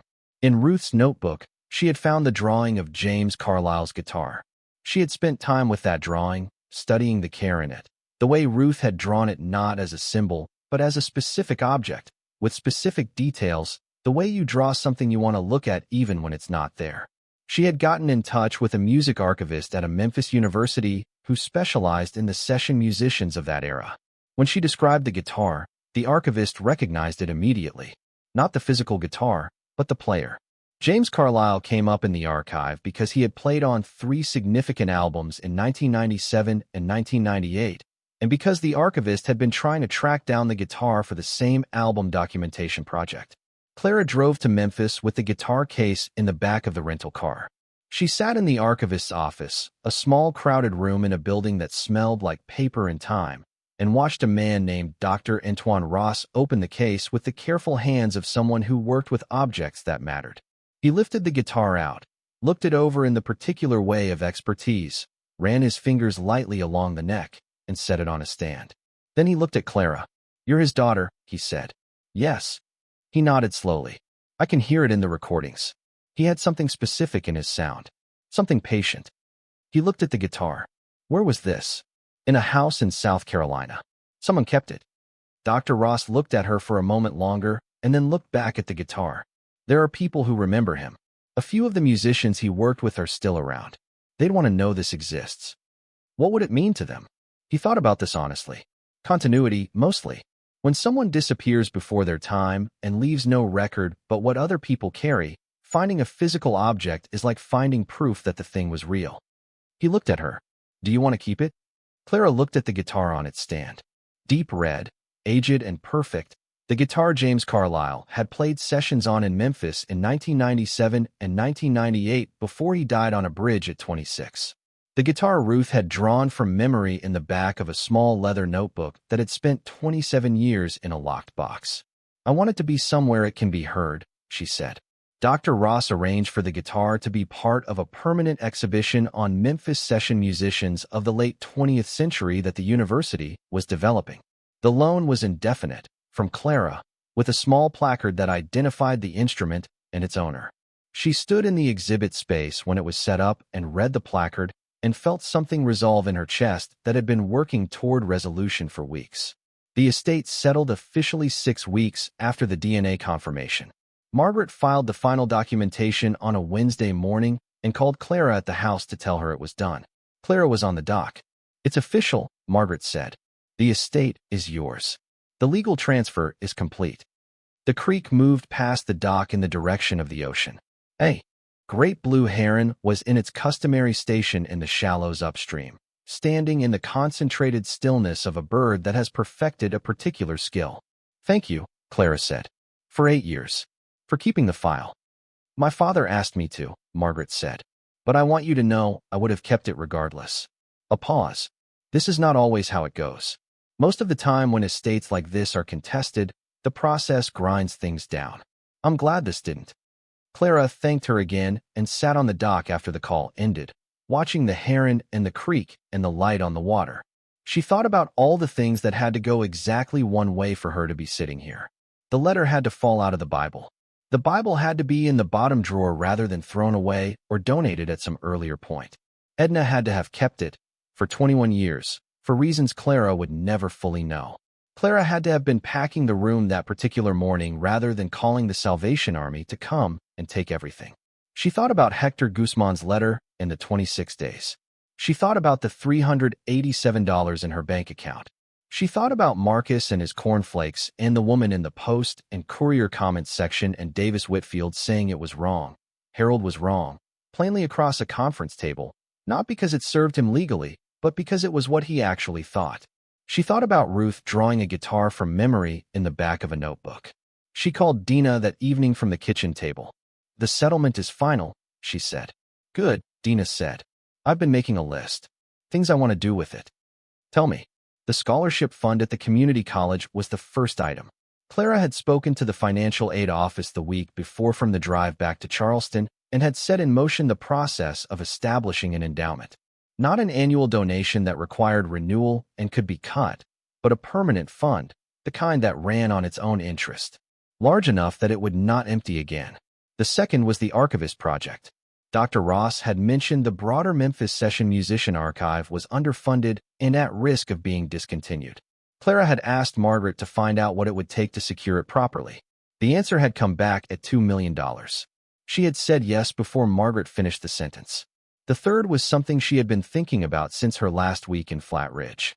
The house on Bering Street was a rental and would stay a rental after she left it. But there were other houses in Flat Ridge that were owned by people who were one bad month away from losing them. And there were houses in towns like Flat Ridge all over Missouri that were in the same position. She had been researching a model of community land trust that a few cities had used to stabilize housing without displacing existing residents. She was talking to people who understood it better than she did. The fourth item on the list was the hardest to name, but the clearest in her mind. She wanted to do something specific for the Whitfield estate. Not sell it, and not simply live in it privately. Something that made use of what it was. She had been talking to Thomas and Eleanor about this.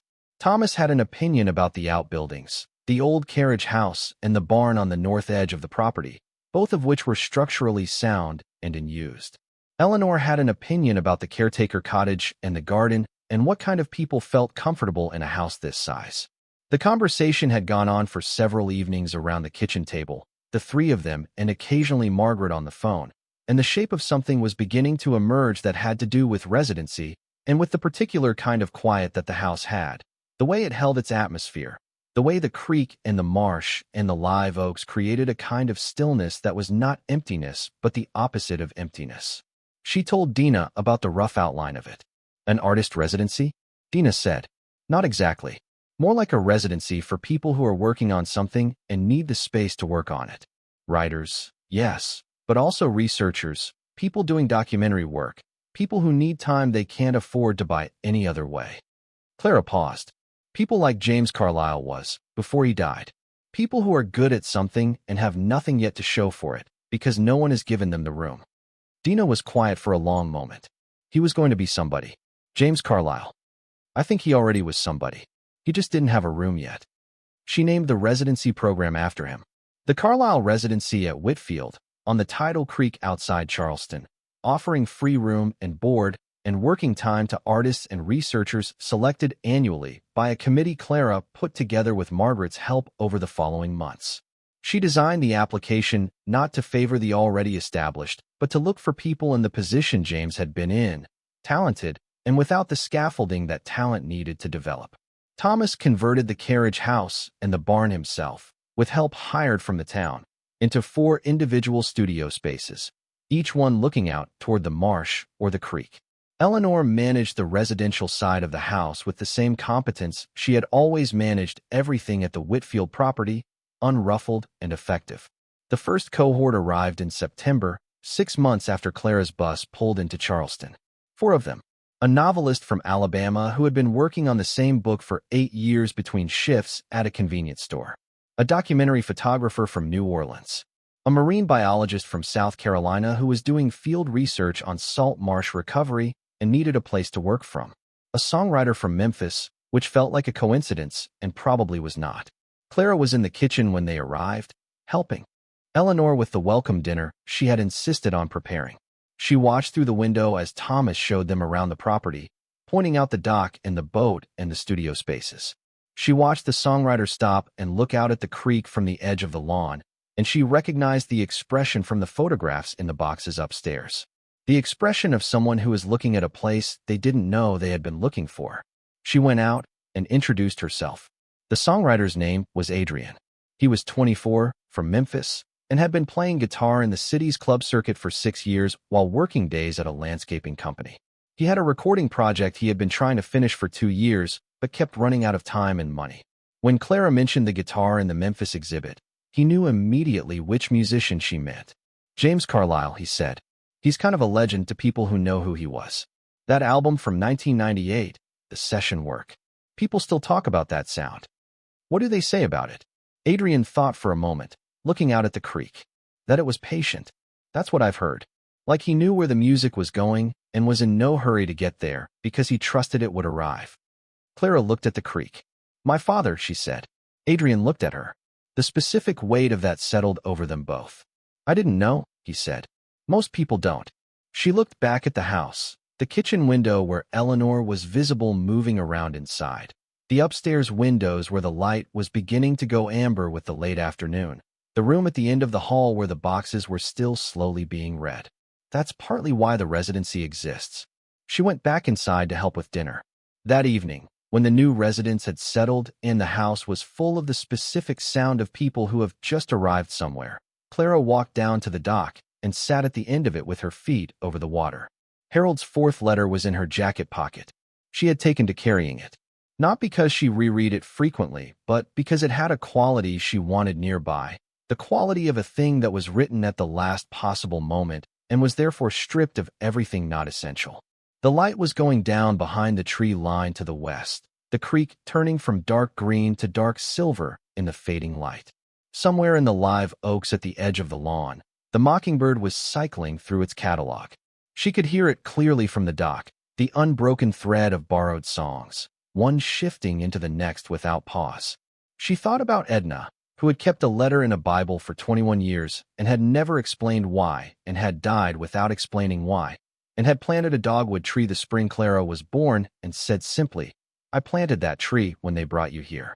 She thought about Ruth, who had sent one letter after James died and signed it, "I hope someday things are different," and had not waited to find out. She thought about Harold, lying in his bed in this house in the mornings and listening to a mockingbird and writing things down that he had understood too late to say out loud to the person they should have been said to.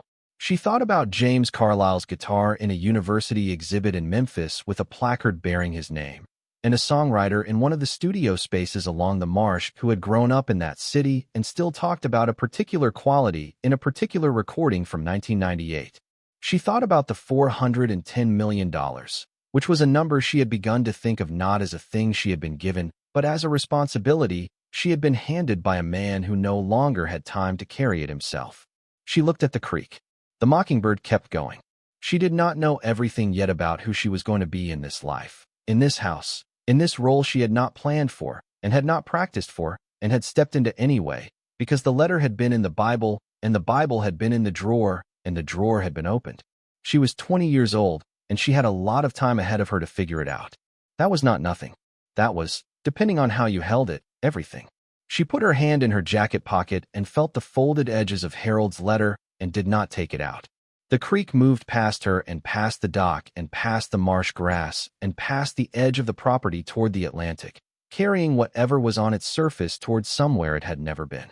The mockingbird found another song to borrow and started singing it into the blue going dark above the live oaks and the old house and the new people inside it, filling the April air the way it always had, the way it had when Ruth was 7 and Harold was a man who thought he knew what things were worth, the way it had every spring since longer than anyone left could say.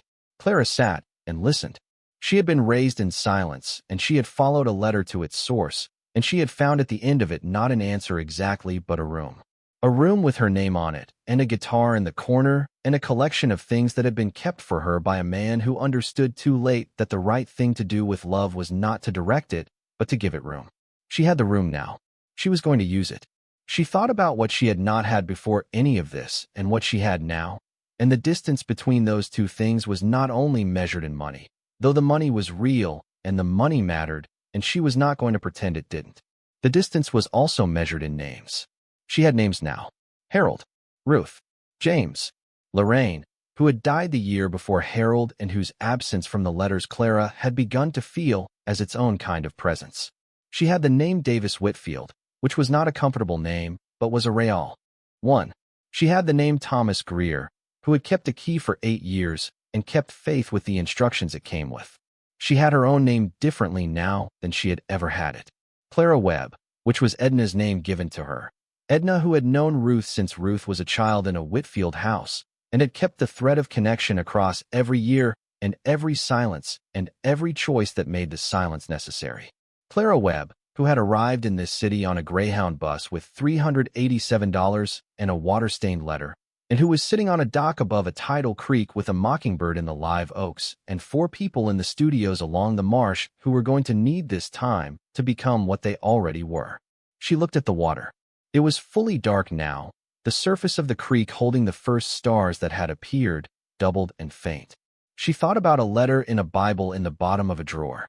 She thought about the morning she had found it, the particular quality of the silence in that house after Edna's smell had started to leave the curtains, the dogwood in the yard still blooming because it didn't know anything had changed, and herself standing at the kitchen sink with a mug of coffee she hadn't touched, trying to think about practical matters. She had been thinking about practical matters, and then there was an envelope on the dresser, and then there was a choice about whether to follow it or to pack the Bible into a box and leave the envelope where it had been for 21 years and never know. She had not chosen wisely, exactly. She had simply chosen the way you choose when you are 20 years old and have $387.26. The way you choose when the only door available is the one in front of you, and standing still is its own kind of decision. Whatever the case, she was here. Whatever the case, the mockingbird was still singing. She got up from the dock and walked back toward the house, the crushed oyster shell of the path soft under her feet, the kitchen lights warm through the windows, the sound of people inside talking in the particular way of people who have just arrived somewhere and are still finding out what it is. She went in through the back door. Eleanor was at the counter finishing the last of the dishes. The new residents were in the main sitting room, voices low and overlapping, the sound of strangers becoming not quite strangers. Thomas was somewhere upstairs. The house held all of it, the way old houses do, absorbing what was put into it without asking for explanation. Clara poured a glass of water and stood at the kitchen sink and looked out the window at the dark lawn and the dock and the creek beyond it. She thought about practical matters. There was a lot to do. There would always be a lot to do, which was something she had not known was available to her 2 months ago. All this future full of things to do. She turned off the kitchen light and went to join the people in the sitting room. Stories like this remind us that starting over is terrifying, but it is always possible. If you or someone you love is facing a total reset right now, whether from a divorce, a loss, or a financial disaster, you need a plan. Scan the QR code on your screen or click the link below to get the Phoenix Blueprint for just $17. It gives you the exact steps you need to take in the first 48 hours and a 90-day plan to get your independence back. Thank you for watching.